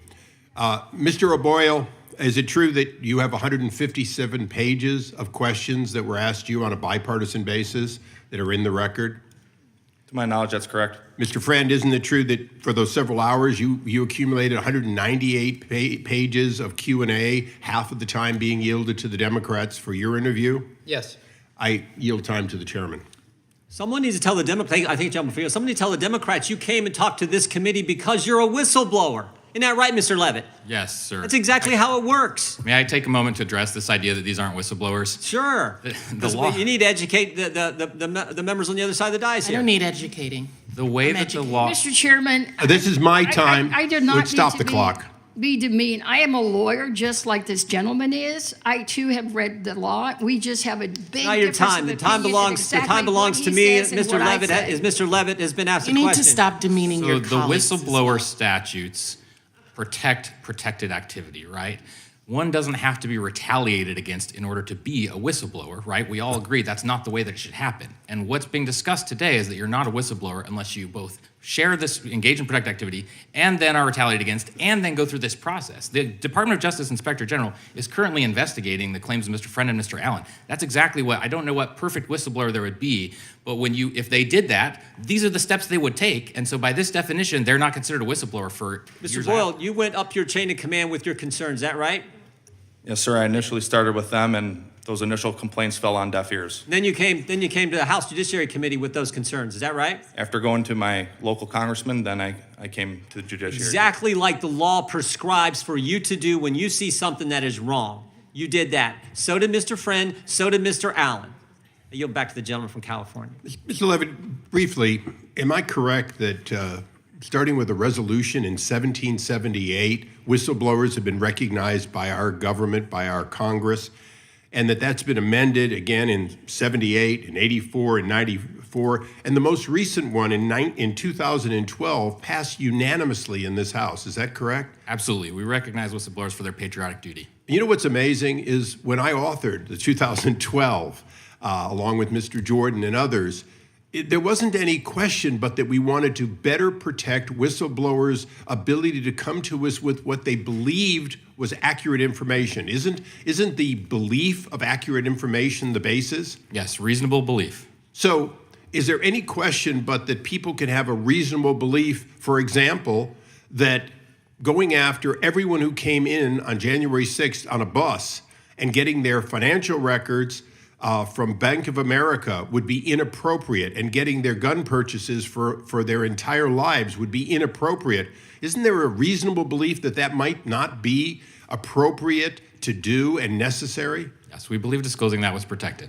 So people have made appropriate statements, including about January 6th and some excesses that occurred afterwards in the investigation that violated people's constitutional right to privacy, correct? Yes.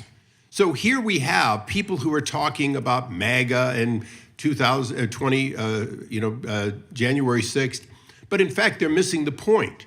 Each of these whistleblowers came forward with what is clearly protected disclosure, and they've had it systematically released, and they've been systematically treated in a way after they came forward that looks like, smells like, and including so-called mistakes, represents retaliation. Is that correct? Yes, and that's why the Inspector General opened investigations into these disclosures. So as we sit here today, we've missed one important point, haven't we?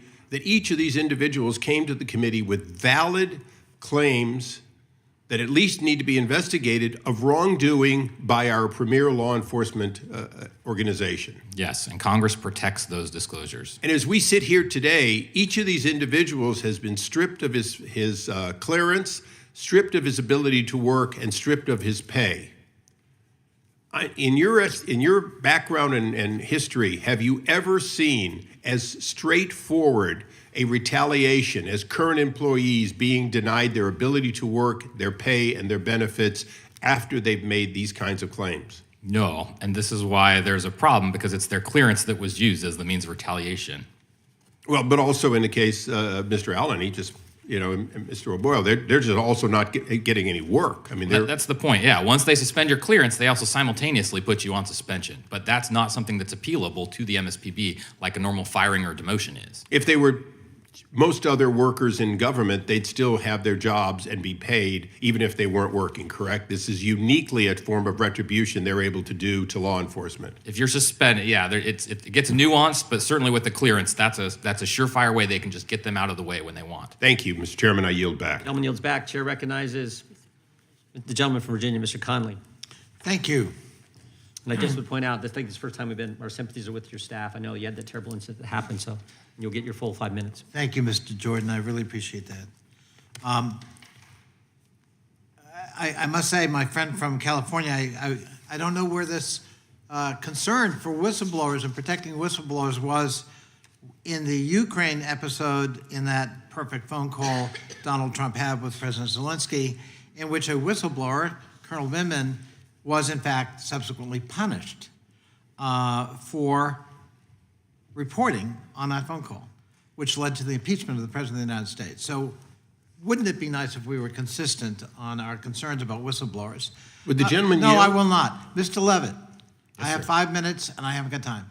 Mr. Levitt, you represent an organization, you're president of the organization called Empower Oversight, is that correct? Yes. And Empower Oversight represents an FBI agent or a former FBI agent, Mr. George Hill, whom we heard from a little earlier.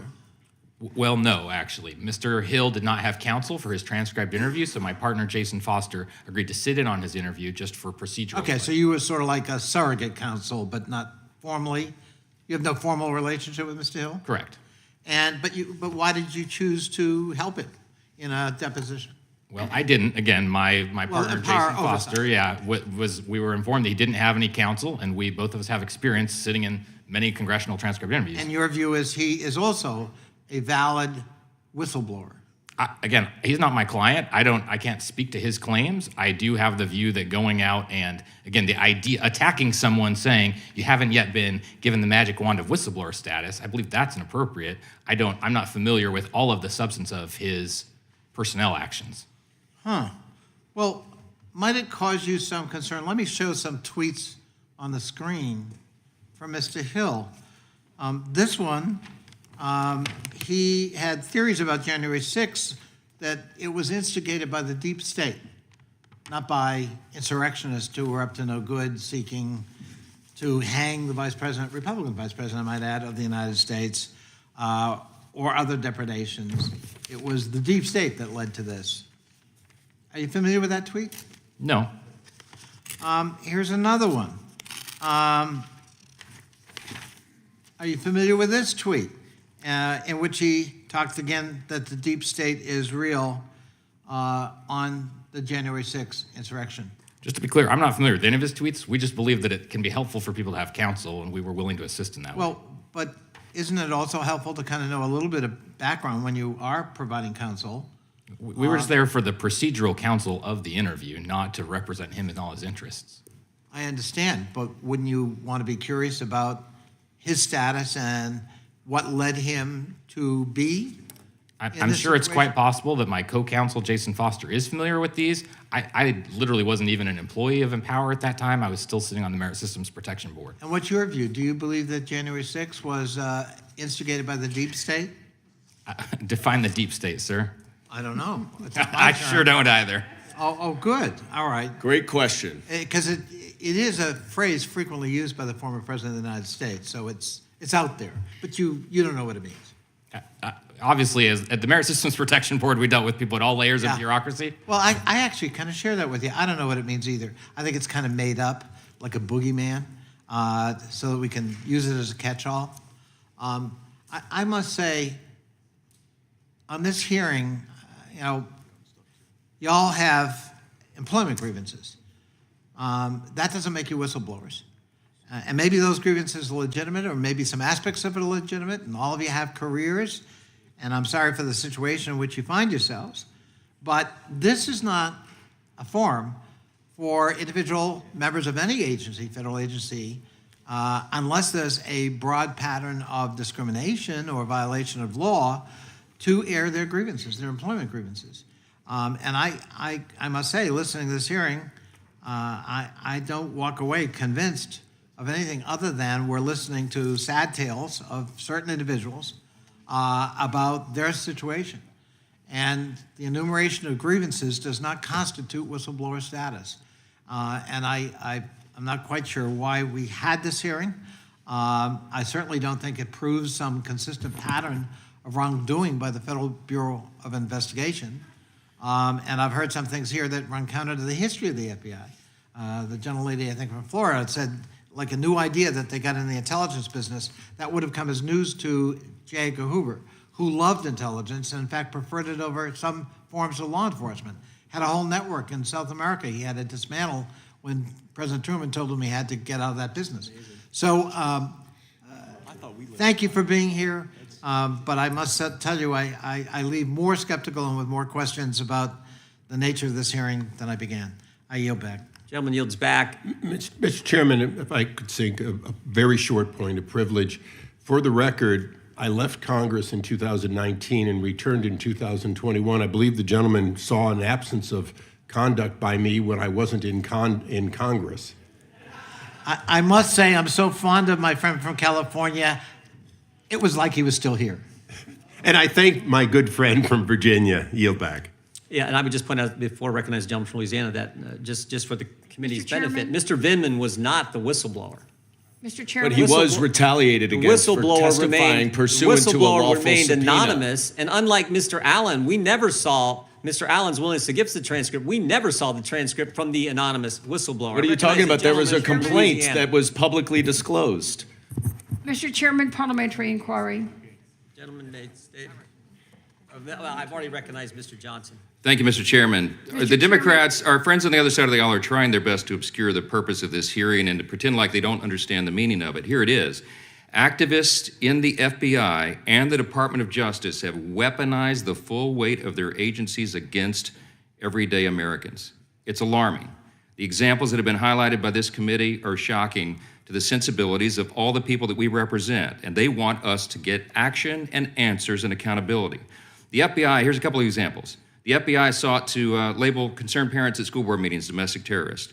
We know that they sought to recruit spies and informants inside the congregations of traditional Catholic churches. We know that they worked with the social media platforms hand in hand, almost as partners over the last two election cycles, to censor and silence conservatives online that they disagreed with. Sometimes they were candidates. And now the people at this table who are patriots, who this bothered their consciences, who knew that this was against their oaths of service and their duty, spoke up, and they're being retaliated against. Mr. O'Boyle, I wanted to just discuss one of these examples. In your transcribed interview with committee members, you stated that federal law enforcement involvement at school board meetings would, in your words, absolutely chill parents from exercising their First Amendment rights. Can you explain a little bit more about what you meant by that? Yes, so one of the examples given in the congressional letter included an example where a neighbor or somehow someone knew a parent that they believed was extreme, and so they called the FBI and reported that parent to the FBI.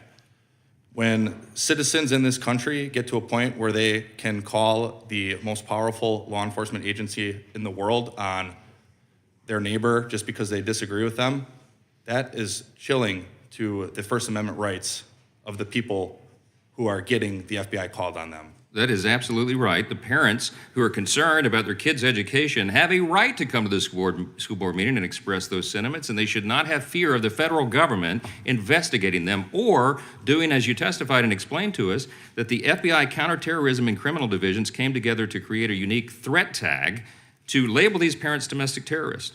Mr. O'Boyle, is it accurate to say that you tried to fix all these issues within the FBI through the chain of command, and it was only after no action was taken that then you came forward to Congress to disclose this information? It's accurate that we did discuss it at the squad level, but the FBI is set up in a way where line agents like me or line supervisors even, they're not going to be able to accomplish fixing such a vast problem from the inside of the FBI. And what you've done is exactly what federal law requires of you.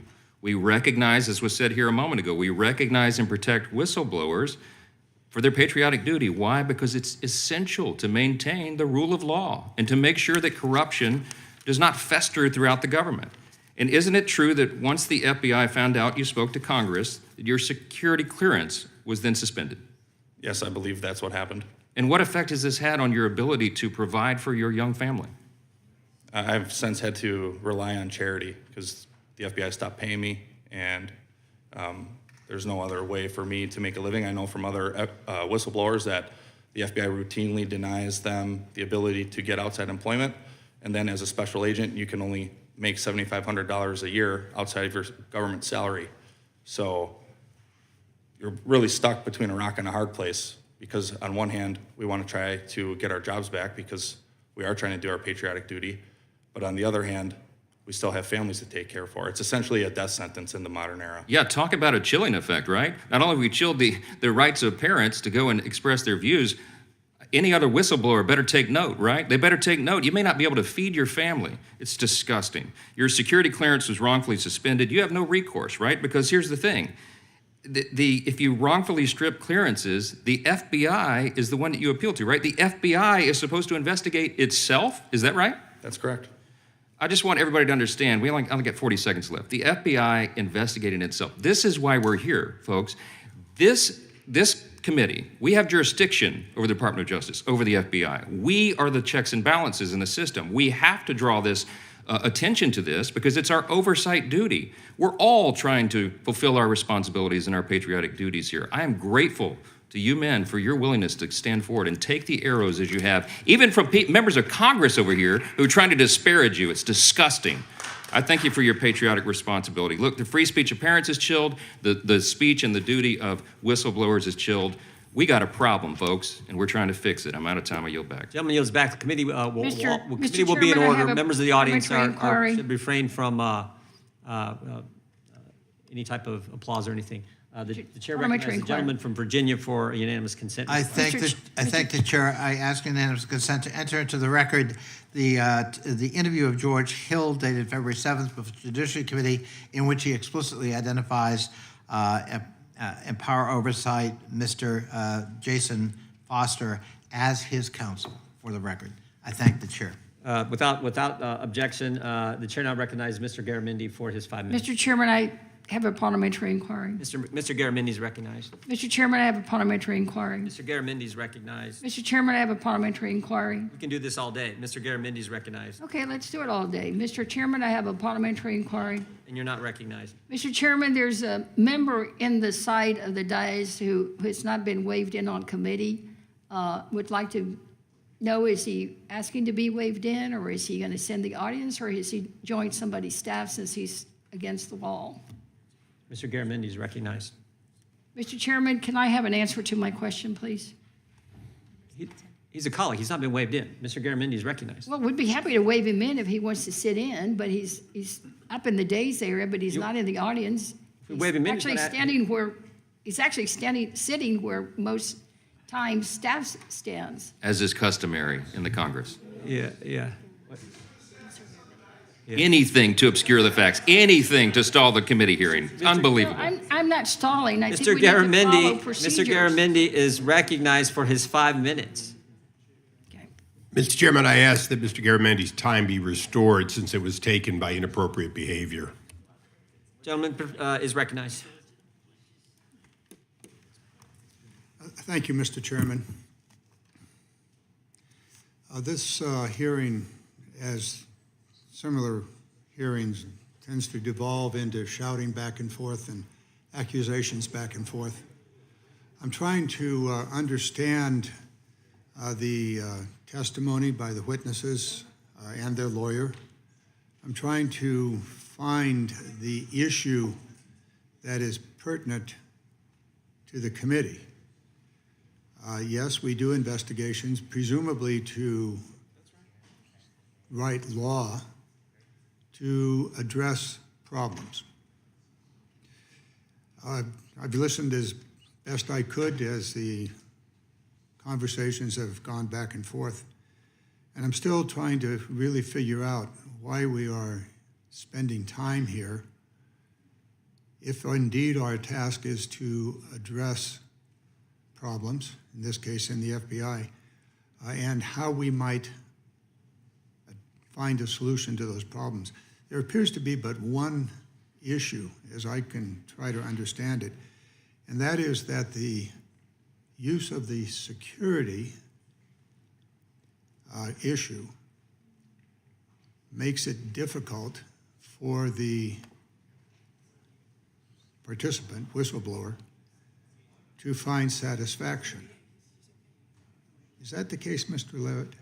Yes, sir. There are limited protections. One of them came after the Whistleblower Protection Enhancement Act in 2012, just an executive. Your recommendation is a change in the whistleblower law as it applies to, I suppose, all federal agencies. Yes, because as it is right now for DOJ employees, they have to wait a year after being suspended before they can go anywhere to appeal as a whistleblower the suspension of their clearance. I see. So have you made a specific recommendation to the committee as to the change of law that would address the problem that you have identified? That's why I'm here right now. I just made it. Okay. So you believe you have, other than, I would appreciate in writing your specific change to the law. Would be happy to, and to the extent that it's helpful. No, it's my time. There are other things going on here. Mr. Freed, you have a very interesting background, obviously in the FBI and beyond. But you've also had a very interesting tour on Twitter. I find it most interesting during our break to go and vote. The majority, including some Democrats, voted to express support for law enforcement officers and condemning efforts to defund and dismantle local law enforcement agencies. Specifically condemning, this is the joint resolution, House Committee Resolution 49, a concurrent resolution, condemns and calls to defund, disband, dismantle, and abolish the police. Mr. Freed, have you ever put a tweet out to defund, disband, dismantle, and abolish the FBI? I have. And the FBI is a police agency, yes? The FBI is my contention that they're a domestic intelligence agency with law enforcement capability. They are a police agency, thank you. I suppose consistency is the hobgoblin of a small mind, but nonetheless, at least one of the witnesses here wants to disband the FBI, which would be counter to what we just voted on the floor of the House of Representatives. There are plenty of problems. There is a formal process for whistleblowers to have their issues adjudicated. 2012, members of the committee voted for it. I certainly voted for it in 2012. And there appears to be a glitch. It would seem to me that we would be useful to use our time to delve into this glitch. If we determine that it is a problem, then the appropriate thing to do would be the chairman of the of the Judiciary Committee to put forth a bill to address the problem.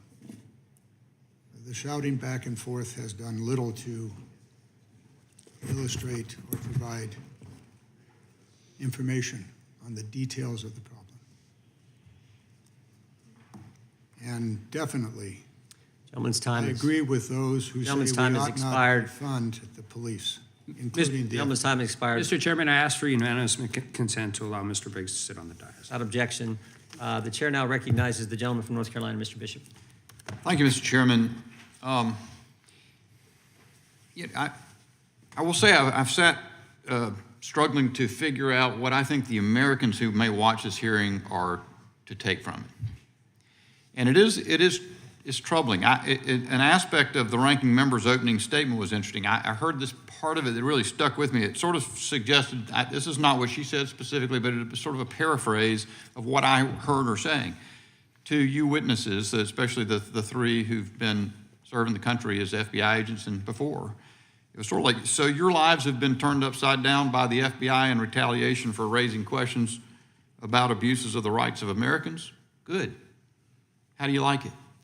That's kind of what I heard. It seemed that her perspective, she went on and talked about how people have been victimized by police all across the country. ACAB is the idea. And it's almost like since she thinks they're victims of plenty, it's okay if you're victimized. there's a supreme irony in that, isn't there? I mean, you have one of you was concerned about the improvident use of a SWAT team. And that's been ridiculed. Another of you has been concerned about the investigation of people by the preeminent law enforcement agency in the country for nothing more than being on a bus to travel to a place where there was a speech by the president and so forth, and a couple people on that bus were subsequently looked at. That your concern was whether the investigation was adequately predicated for those people. And that's ridiculed. It's astonishing. One of you was concerned about about the FBI sending people out to interview persons who were going to a school board meeting and expressing their views, because all they were engaged in was First Amendment activity. That's not an adequate predication for the investigative attention of law enforcement. And that's ridiculed. I don't quite get it. I will say this, in this process, fair cross-examination and even the impeachment of the credibility of witnesses is appropriate. Now, I will say, the things that have been attempted as impeachment of credibility here, no court in the country would allow, because they are not fair mechanisms for attempting to do that. But what has struck me is that these whistleblowers have your comportment, your demeanor, your poise, your articulation, your discipline has been exemplary at every point, even as the members on the dais beclown themselves. It's quite a testament, and it deepens something. I worried, to be candid, about this hearing because many Americans, it is my impression, and we're continuing to investigate, many Americans have been victimized by the distortions that have occurred in the leadership of the FBI. And I worried that we might have that. If you ever heard the quote, it's sort of used in athletics, never tell anyone your troubles, half the people don't care, and the other half are glad it happened to you. And that's a supremely pessimistic worldview. I don't really subscribe to it, but you've heard that out there. I think this is making a clear point, and I commend each of you for what you've done here, coming here and demonstrating who you are, and letting yourself be attacked in this way, because you've borne it really remarkably well. And I think Americans need to hear it, because there are other glimpses of just how the victimization is going on and how it's victimization at scale. This is one fact that struck me. The Bank of America records, the story that Bank of America turned over the credit card transactions, whether for an aircraft or a lodging or the purchase of a cup of coffee, for everyone who decided to come to Washington, to be in Washington area, the Northern Virginia area. That's one of the things that you asked questions about. There are victims all over the place. All of the people who suffered when the FBI and the Department of Homeland Security got involved in censorship with social media platforms, millions and millions of tweets and narratives being taken down. That is victimization at scale. It must be resolved. And the fact that those who profess to be most concerned about victimization of people by law enforcement in this country join in the victimization of you. I think that's the takeaway, at least for me, from this hearing, and my time has expired. Gentleman's time expired. The chair now recognizes Mr. Allred. Gentleman from Texas, recognized. I yield my time to Mr. Goldman. Thank you. I thank the gentleman for yielding. I want to thank those of our witnesses here who have served in the military for your military service. I want to thank you for coming in. We on this side support whistleblowers. I certainly support whistleblowers, and you and the committee majority can be certain that we will follow all House rules and to maintain the confidentiality of whistleblowers until they have been publicly identified, as you all now have here. What our concern with is not really at the bottom whether or not you are whistleblowers. That's something that neither you can determine or Mr. Levitt can determine or we can determine. That's something that we understand is being adjudicated and ultimately could end up in court. where the ultimate determination would be. Our concern is that you all have met with the committee majority, perhaps several times. You have provided information, documents, testimony, and we're in the dark. And that's not how Congress works. That's not how committees work. And I'm sure, Mr. Levitt, you would agree with me that when you were on the Hill, that's not how things work. And so Depended on the source. That is what, sorry? I just said it depended on what was happening. I've seen examples of congressional staff retaliating against whistleblowers, and I've also seen those whistleblowers then refuse to engage with those congressional staff. Fair enough, and maybe that happens, but we haven't even been given the opportunity to do that in violation of committee rules. Ultimately, what we are here for is because these three individuals are expressing in various degrees their objection to their treatment with the FBI. They have also, in varying degrees, expressed support for the January 6th insurrection, and in some cases have even allowed those personal views to influence their official duties. Now, the allegations that we are dealing with here today, and the reason why whether or not people are whistleblowers matters or your credibility matters, is you're just the three individuals, three people in an organization of tens of thousands who are making these allegations, and so credibility does matter. I was a federal prosecutor for 10 years working alongside the good men and women of the FBI. I never once had a political conversation. I never once had any politics interfere with the work that we were doing as part of our official duties. And if I did, I would certainly call it out and report it up the chain. That is not appropriate. And I am alarmed on their behalf that so many of the good men and women of the FBI are being called out for being, quote, what one of my colleagues said is a political arm of the Democratic Party. Now, you all would agree real quick that credibility matters, right? You're all agents or current or former agents of the FBI. Is that right, Mr. O'Boyle? Correct? Yeah. Mr. Friend? Yes. And Mr. Allen, right? I'm a staff operations specialist, sir. So you don't believe credibility matters? Credibility does matter, sir, but I'm a staff operations specialist. That's my official. But let's take the chairman's opening statement for a second. He said in his opening statement about the John Durham report that Mr. Durham found that there was no predicate and no basis to open the investigation.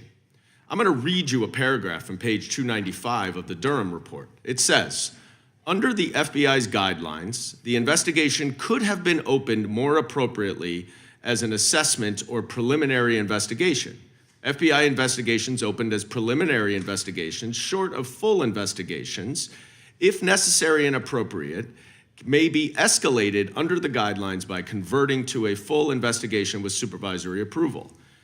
Mr. O'Boyle, does that sound like Mr. Durham determined that there was no basis at all to open an investigation, as the chairman said? I would have to have more information, but based on what you just read, it sounds to me like, based on FBI rules, a preliminary investigation ought to have been opened if anything was going to be opened at all. And it sounds like it was opened straight as a full investigation. Right. But I also and don't. You understand the difference is really just based on timelines and a slightly narrower range of authorities, but that preliminary investigations are often escalated to full investigations after some additional investigation, right? They're also often just shut down. Sure, right, of course. I see that my time is about to expire, and I look forward to my additional questions. But I would just note for all of us here that to use three individuals' personal experiences, including determinations based on a number of different levels of review at the FBI that you no longer warrant your security clearance, is a very bold and unfounded statement expired. to use to claim that the FBI is a weapon of the Democratic Party, and I yield back. Kentucky is recognized. Americans are upset and they are angry that the government's been weaponized against them. But I think they're better served if we remain dispassionate in reviewing this evidence. But I have to admit, I came here today trying to be dispassionate, but I'm feeling emotion. I'm feeling disgust.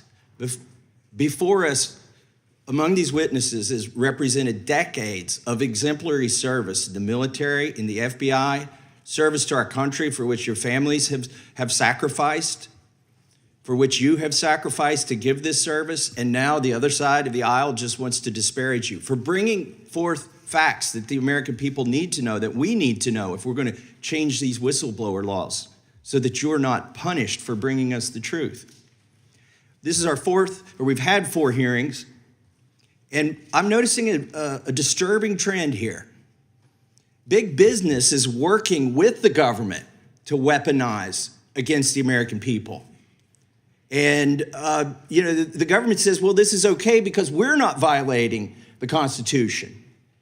The big business is doing this voluntarily, and we saw this with social media companies. But I want to play testimony from a whistleblower who's not here with us today. If you could cue that up about how we've seen, in this instance, one of the biggest corporations in America working with the FBI to violate civil liberties.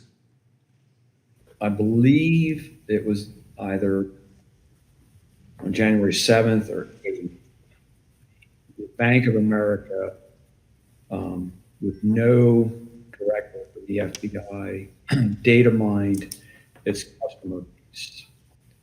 And data mined a date range of 5 to 7 years of any BOA customer who used a BOA product. And by BOA product, a debit card.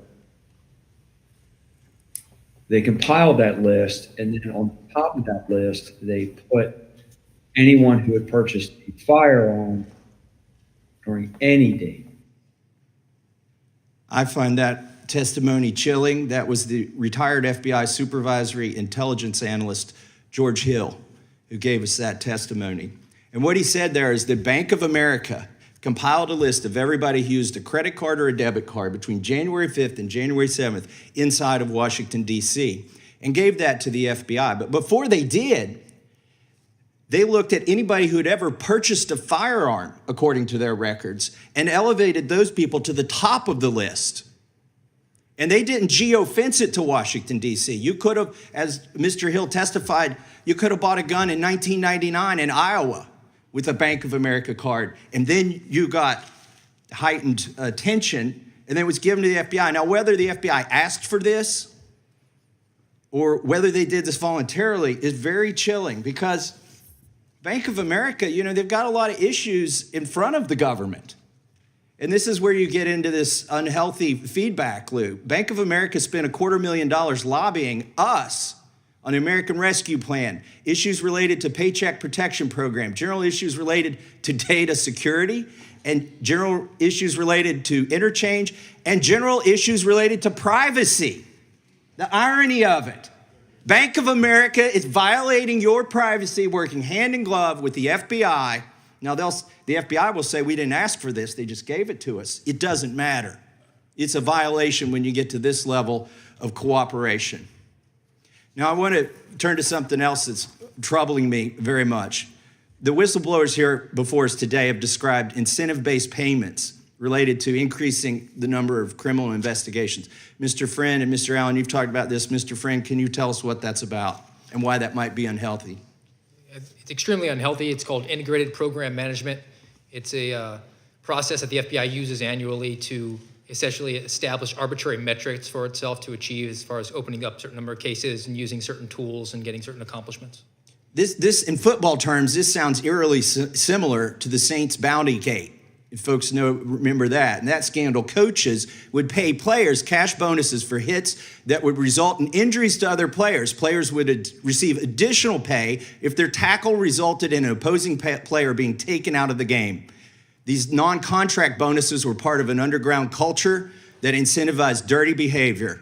When the activity was exposed, the Saints organization was widely condemned. The defensive coach was initially suspended indefinitely, and the head coach was suspended for an entire season. Somebody at the FBI needs to be suspended for the dirty tactics that they've used. If we recognize it in sports, it's not hard to recognize it here in government.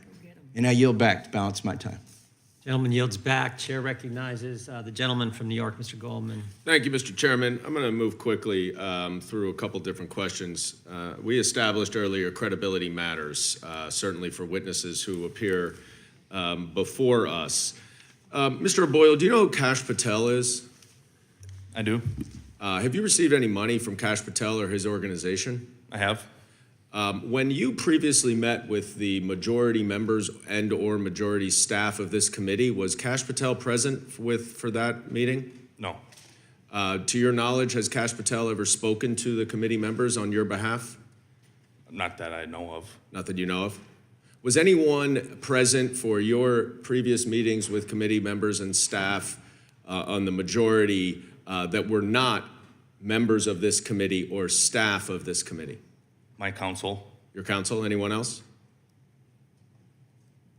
I don't think so. No. Is Kash Patel helping you finance your counsel? Not that I'm aware of. Okay. Mr. Friend, what about you? Do you know Kash Patel as well?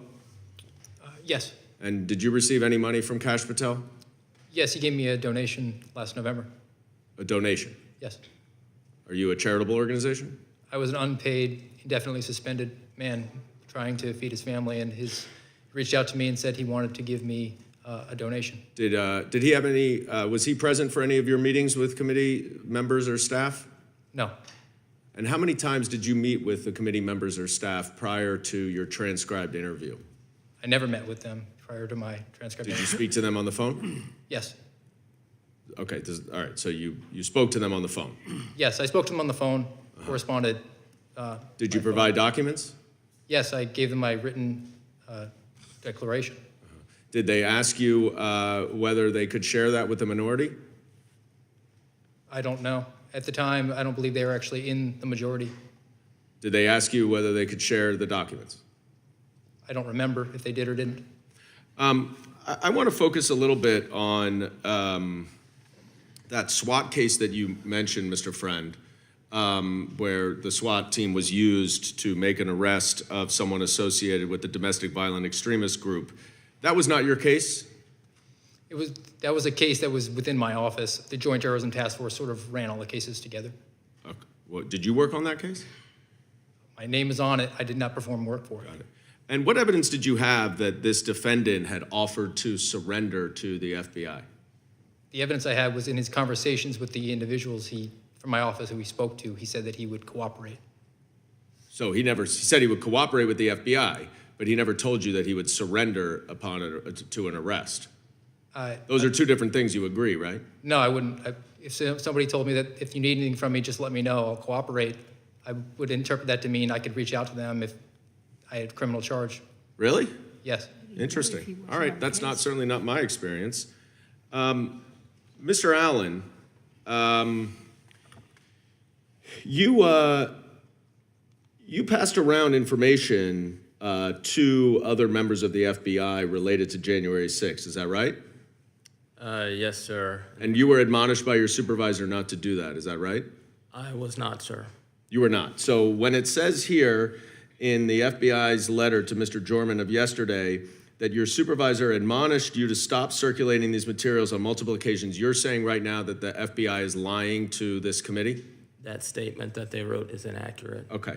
Did you write to your colleagues to, quote, exercise extreme caution and discretion in pursuit of any investigative inquiries or leads pertaining to the events of January 6th?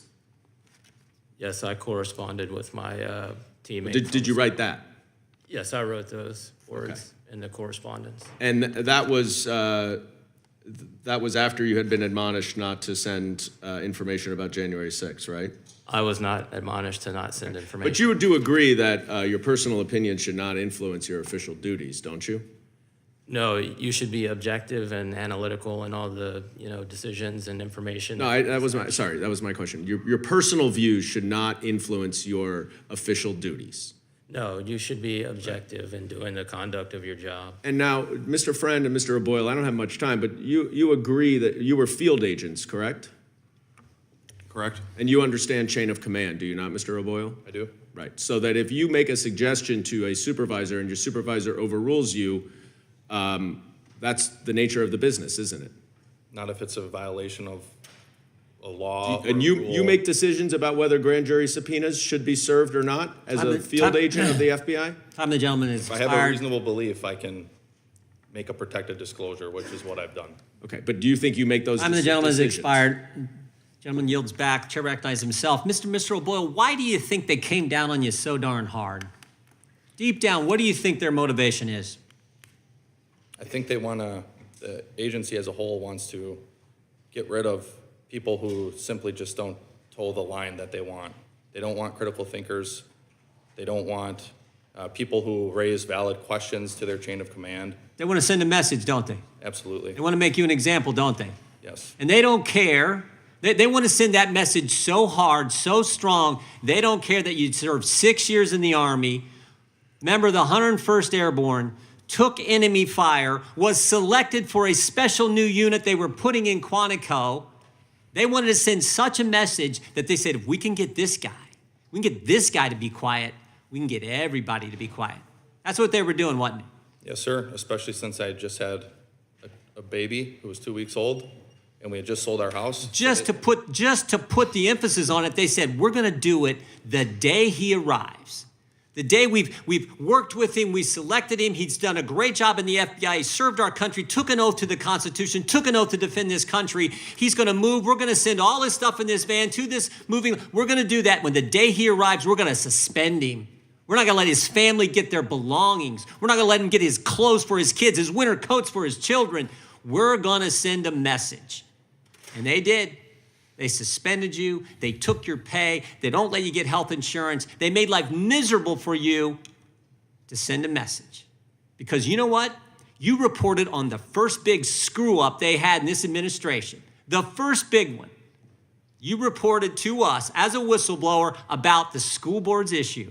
The Biden administration, they thought this was going to be a win for them politically. They thought it was going to make Terry McAuliffe governor of Virginia. Backfired on him. And you reported.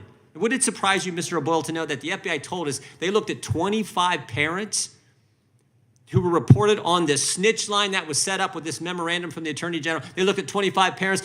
How many do you think of them were actually ever investigated and prosecuted? How many think were prosecuted, Mr. O'Boyle? If I had to guess, I'd say zero. Zero. And you came to us because you say this is wrong. This is wrong to set up some federal snitch line, some neighbor calling in because they don't like their neighbor's politics, reporting to the FBI, go investigate these parents. They said, we got to get this guy. We got to get Garrett O'Boyle because you had the courage to step forward. And it's not just with this issue, because we have the memorandum from the Richmond field office about Catholics, right? If you're pro-life, pro-family, and you're Catholic, look out. The FBI wanted to put people inside the church, inside the parish, to spy on fellow citizens. Does that surprise you, Mr. O'Boyle? Did that actually happen in the Richmond field office? It doesn't, not anymore. Scary. And you know that memorandum, by the way? It was signed off by 5 people in that office. One of them was the chief division counsel, a lawyer who supposedly went to law school and probably had a course on the Constitution, signed off on that memorandum. Scary stuff. Scary stuff. Mr. Allen, you served 20 years. You had a security clearance for 20 years. You served our country as well, right? Yes, sir. Honorably discharged. Yes, sir. Won medals from the Marine Corps. Yes, sir. They came after you too, didn't they? And you simply did. Mr. Goldman just asked you a few questions. You were simply doing your job. Your job as an analyst is to compile information, open source information, present that to your colleagues so they're fully informed about the case. Is that right? Yes, sir. And you did that job, didn't you? Yes, sir. You followed your oath, right? Yes, sir. You adhered to the rule of law. Correct, sir. You were consistent with the Constitution, just like the oath you took when you signed both as a serve our country in the military and at the FBI. Yes, sir. And you did the same thing, didn't you, Mr. Friend? Yes, sir. And yet you felt the full weight of the federal government come down on you guys. And of course, they timed it perfectly. They sent the letter to us yesterday. We knew they would. We knew it was going to happen that way. And as Mr. Boyle said earlier, he's getting his hearing tomorrow, right, Mr. Boyle? That's when they tried to schedule it. We've not heard back. Yeah, thank you. Thank you for your service to the country. Mr. Bishop was right. The poise, the way you've handled yourself, the gentleman way you've handled yourself here, the way you've served our country, it does not go unnoticed. The American people appreciate what you've done for our country and what you are doing for our country. God bless you. I yield back. Now recognize the ranking member of the Virgin Islands. Thank you, Mr. Chairman. At least you got a document from the FBI. We here, your colleagues in Congress, don't get documents from you, don't get material from you. That document was sent to Chairman Adler, or Ranking Member Nadler. This is my 5 minutes. I didn't I'll give you the yield extra to you. time, but it went to Chairman Adler. I didn't or yield Ranking to you. Member Nadler. I didn't yield to you, not Mr. Allen's testimony, not a lot of testimony. But, you know, I do and am concerned when I hear about people not being able to provide for their families. That does upset me as a parent, as a daughter of law enforcement, a granddaughter of law enforcement. I don't come from a place where I do not respect law enforcement, and I understand the sacrifices that they and their families make. Mr. Allen, do you know who Brian Reagan is? Is the name Brian Reagan? Yes, do you know who that is? I'm not aware of a... Okay, Brian Reagan was an Air Force individual, an Air Force airman who sold classified information to China, Iraq, and Libya. Mr. O'Boyle, do you know who Reality Winner is? I believe I have heard that name before. Yes, Reality Winner was an Air Force also, an NSA contractor who in 2018 pleaded guilty to multiple violations of Espionage Act as a contractor who leaked information about the Russian interference in the 2016 elections. Do any of you up here sitting there know who Jack Terexra is, right? We all know who he is. He's the young man in the National Guardsman in Massachusetts who leaked massive amounts of classified information. So because someone served our country in the military and that they do work for a federal agency does not exempt them immediately from being someone who could potentially commit espionage or lose security clearances. We give everybody a pass just because they served our country. We respect their service. But if they break the law, then that means that they have to face the consequences. If individuals do things that they're in the process and it determines that they are in fact have to have their security clearances removed, then that's what happens. So, my father served, all of my uncles served, people in my family served in the military, and we all respect that. But that does not give individuals a pass and means that they cannot be questioned about their security clearances and their allegiances later on to the country. You know, my colleague, Mr. Goldman, asked questions about Kash Patel, his engagement, his involvement with some of the witnesses here. Even another one of my colleagues brought up a testimony from Mr. Hill. He was just in awe and could not believe, he was chilled by what he said about Bank of America. I'm chilled by that same individual saying that the FBI are brown shirts, that they're Nazis, that the law enforcement agency are in fact Nazis. That's a more chilling component to me. But, this is more of the same that we see each and every time that we're here. First, just it was demonstrated in the process that we're in right now, an unwillingness to follow precedent, follow the rules. The rules don't apply when it comes to the Republicans. They want different set of rules for themselves than everyone else. They want a different set of rules for their political beliefs than other individuals have. Individuals who are espousing their beliefs on the job where they're not supposed to, it's okay when it's their beliefs, but if it were somebody else, then a different set of rules would apply to them. Hiding information, it's all part and parcel of the Republicans' attempt to make Americans distrust our rule of law so that when 2024 comes around, and should their candidate not win, more and more people will not believe the truth. The truth matters. The truth matters. And hiding information and stating a lie over and over again does not make it true. And we will continue to, yes, be concerned And Mr. Chairman, I continue to say that there are, I believe, areas that I think that we can work on. I have not had a discussion with you. I've sent you letters about what I believe those areas are. No response with regard to that. But in their times, Time of the gentlelady's expired. I'm happy to do that with you. Thank you so much, Mr. Chair. The gentleman recognizes the gentleman from Utah for 5 minutes. Thank you, Mr. Chairman, and to the witnesses. I actually am missing another event, but I could not leave until I had an opportunity to thank you. Thank you for your courage. Thank you for your honesty. And honestly, I apologize for some of the behavior and the words of my colleagues. It reflects poorly on Congress. It makes us appear childish and as if rudeness is intellect, as if accusations is fact. But you all have done exactly the opposite. In the face of accusations, in the face of insinuations, comparing you as military members to known traitors and therefore we shouldn't believe you, it's just simply outrageous, it's childish. But you haven't done that. You've done exactly the opposite. And I want you to know that the American people have listened to you and they can see your demeanor. They can see your sincerity. They can see and respect the service that you have rendered, and that's what they will remember from this. They won't remember some objection about, well, we weren't given this document. They won't remember, who Kash Patel is, who even knows what that has anything to do with this. They're smart enough to know this isn't about January 6th.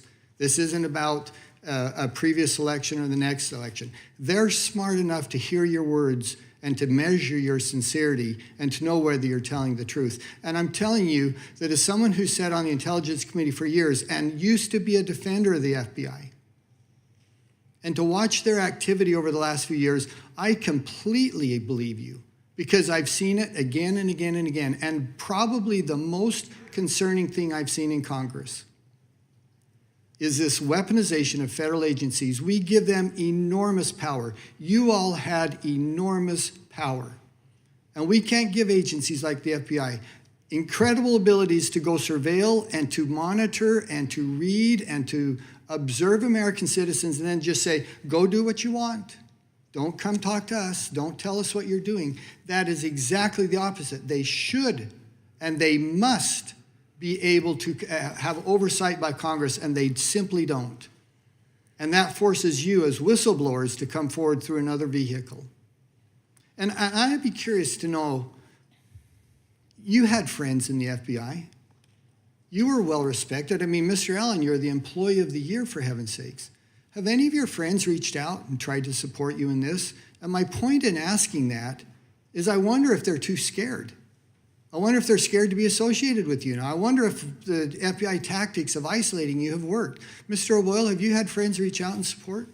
Very, very few. And why is that, do you think? I think their First Amendment rights have been chilled as well. I know for a fact that my former supervisor had a meeting with my squad shortly after I was suspended, and he told them that I was going to be arrested, fired, and charged. So if that's not chilling, I don't know what is. Mr. Friend? Echo what Mr. O'Boyle said. I've had very few reach out to me, and those who have used encrypted ways to do it because they fear retribution. They're afraid to reach out to you. Respected colleagues, people they've worked with for years, and they're afraid to reach out to you. It's very clear the FBI has been able to achieve that goal. Mr. Allen, your experience? Former Employee of the Year? I've had a few colleagues reach out who are no longer with the office, just to check in periodically, which has been appreciated. But other than that, I've been pretty much ghosted by everybody. So, and honestly, shame on those agents who respect you and know you and don't have the courage to reach out and support you. There are members of my family who are FBI agents. I love and respect them. But we have deep concerns about the agency you used to work with. And I want to read you something. This should frighten people. It should get their attention, I would hope, but it doesn't. The East German Stasi, one of the most effective suppressive agency in the history of the world, this is what they would do. They devised a strategy and tactics to disintegrate a target's personal circumstances. Surely that has happened to you. Their career Surely that's happening to you. Not only your career as an FBI, but it precludes you from working anywhere else. For heaven's sakes, you have to ask others to help you to maintain just food on the table for your families. How can anyone on the other side of the aisle say, that's okay with me? Further Stasi tactics ruin their relationships and their reputation in the community. Tell me that hasn't happened to each of you. I yield back. Thank you. Gentleman yields back. Appreciate that. Gentleman recognizes, or the gentleman from Florida is recognized. So which Americans were being targeted? Now, August 2nd, 2022, a media organization obtained a copy of a document which whistleblowers subsequently authenticated to the committee that is styled the FBI's Domestic Terrorism Symbols Guide on Militia Violent Extremists. Mr. O'Boyle, are you generally familiar with that guide? Yes. And that guide identified certain things that made people more likely to be deemed a threat or terrorists, didn't it? Yes. And wasn't one of those things just the number 2 and the letter A next to each other? Yes, it was. And in your experience as a law enforcement official, does putting the word 2 or the letter 2 and A next to each other make someone more likely to be violent or law breaking? No. And if someone signified the right, that they support the right to bear arms, was that also something in the symbol guide? Yes. And how about, this one really got me, the Betsy Ross flag. Was the Betsy Ross flag in the terrorism symbol guide? It was. And what about the Betsy Ross flag makes someone more likely to be a violent extremist? I wish there was a reasonable explanation for that question. There isn't. And people blew the whistle and said, this stuff is crazy. Americans are being targeted. Mr. Friend, you ever been to a school board meeting? Yes, I have. FBI ever sent you to the parking lot of a school board meeting? Yes, they have. And in the parking lot of a school board meeting where the FBI sent you, you were taking down information regarding people's license plates. That's correct. Now, it wasn't the first time you'd been to a school board meeting, was it? No, I went on my own as a private citizen. As a parent. Yes. And so there you were. It must have been quite an interesting perspective. There you were taking down the information of people, parents attending school board meetings on behest of the FBI, and you had been one of those parents at a school board meeting. How did that feel? Well, after I attended privately, my colleagues teased me that they were probably going to start investigating me. You used to go after the worst of the worst, didn't you? Yes, I believe so. You went after people who looked at child porn. Yes. People who were sexually exploiting children. Yes. And then you were in the parking lot of a school board meeting, taking down the information of parents. What happened to the cases that you were working to protect our communities from the worst predators that exist? I was told they were not to be resourced, and then after I was suspended, they were handed off to local law enforcement. Wow, so the FBI just decided it was more important to have you in that parking lot of that school board meeting than getting the worst of the worst away from people that they could harm. That's correct. But you deserve the consequences you are getting, according to the ranking member. Mr. O'Boyle, the ranking member said that when people break the law, they deserve the consequences they get. And it doesn't matter that they served in the military. So what law did you break before the FBI packed up all your stuff and moved it across the country to Virginia? No true law. The only thing I broke was not towing the line for the FBI. Like I said when I opened, my oath is to the Constitution, not to the FBI. And our laws provide you avenues to talk to Congress, to talk to your supervisors about those concerns, right? Correct. And so you didn't deviate from that, did you? No. You didn't go to the media first, did you? No. You used what the law provided, and your family has paid an exquisite price for that, haven't they? They have. How old were your children when they moved you across the country? 6, 5, 3, and 2 weeks. A 2-week-old baby. Could you get your stuff? 6 weeks later. Oh, so for 6 weeks, almost every possession to your name the FBI had and wouldn't give back to you. How did you, what time of year was it? Was it winter, summer? When I reported, it was in September. So when we were traveling, it was summertime essentially. So we had basically summer clothes, but then we were basically stranded in Wisconsin, which is where we're from. It gets cold there pretty quick. And Well, I'll take your word for it. I'm a Florida man. But what was it like when you had to go and explain to your wife that you didn't have coats for your children because the FBI wouldn't give them back to you? it was horrible. I mean, we were asking family for clothes and excuse me. It was a difficult time. Yeah. You became a charity case, didn't you? I did. And now I get derided for that. I never thought I'd have to accept charity in my life. I thought I would be able to take care of my family, but I'm grateful for everyone who has provided charity to me. That even includes a former colleague's church. I would name the church to give them recognition, but I'm too worried that the FBI would send informants to infiltrate that church as well. Yeah, well, they've already done that with the Catholics. I yield back. Gentleman yields back. The gentleman from North Dakota is recognized. Thank you, Mr. Chairman. The Durham report dropped this week, and it's an absolute, the politically motivated misconduct by the FBI and the DOJ is outlined in very, very specific detail, and it's an absolutely damning indictment on the FISA court. And the response from DOJ and Director Wray continues to be that all of the people engaged in that conduct are no longer with the DOJ or the FBI. And Director Wray has emphasized the importance of doing things the right way. Essentially, it's all in the past, nothing to see here, just trust us. Mr. Allen, do you think the FBI leadership does things the right way? No, sir. Mr. Friend?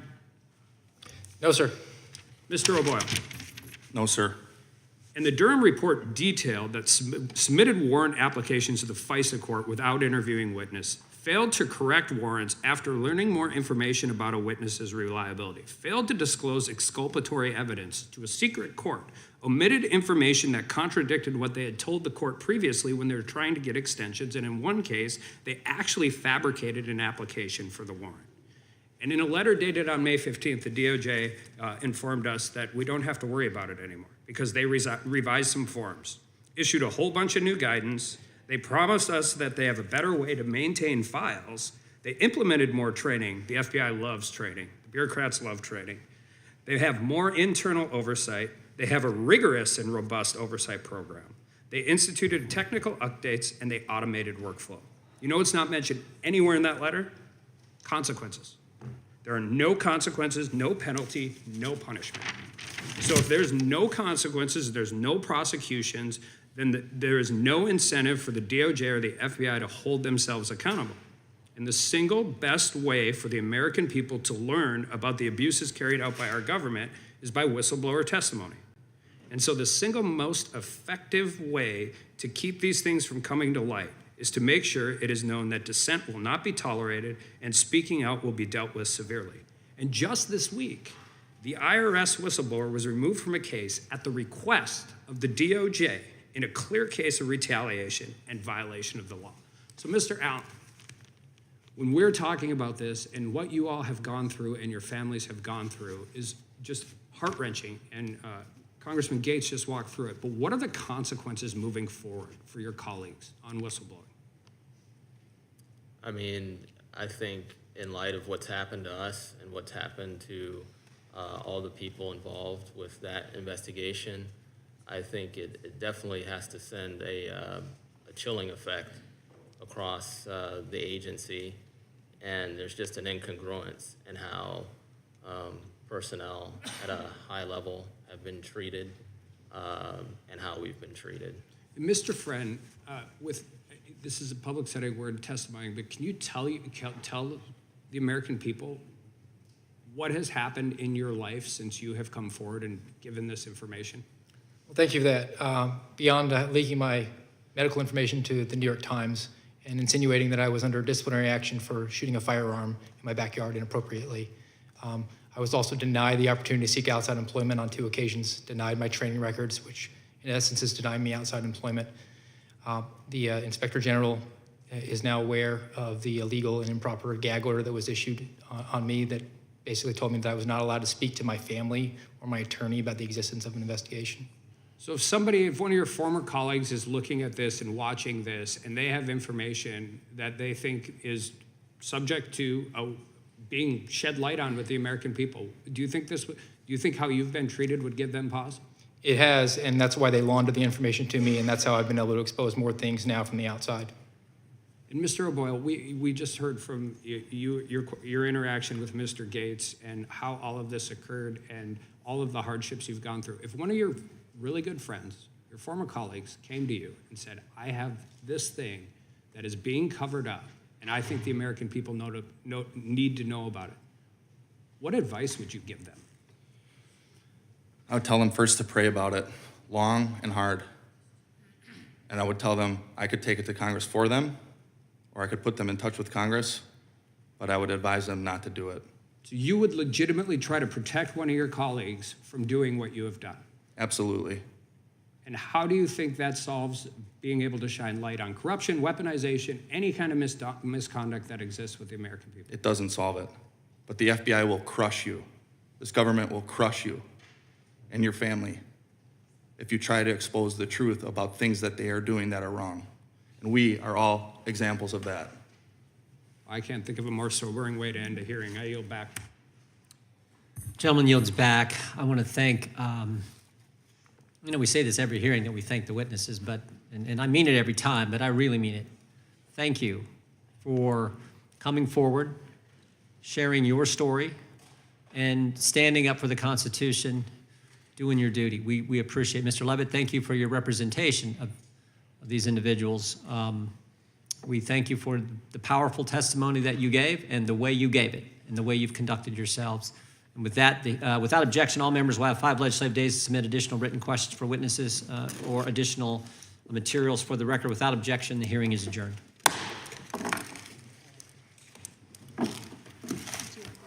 A Russian man claiming to hold top-level secrets about Russian advanced bombers has just turned up at the U.S. southern border, seeking asylum. The man claims to have been an engineer at a production facility over in the city of Kazan, and he says that he possesses top-secret information about the White Swan Tu-160, which is the most advanced bomber in the Russian arsenal. U.S. border officials, they interviewed the man, and they determined that his story was in fact credible and eventually passed him off to the FBI, who are still in the process of interrogating him right now. However, analysts have pointed out that the fact that the story was even leaked to the public is an indication that perhaps the American government is encouraging other Russians who also hold top-level secrets to also escape to America. And if you thought that was interesting, well then you should click on that button below this video and check out Epic TV, one of the best no-censorship video platforms on the internet.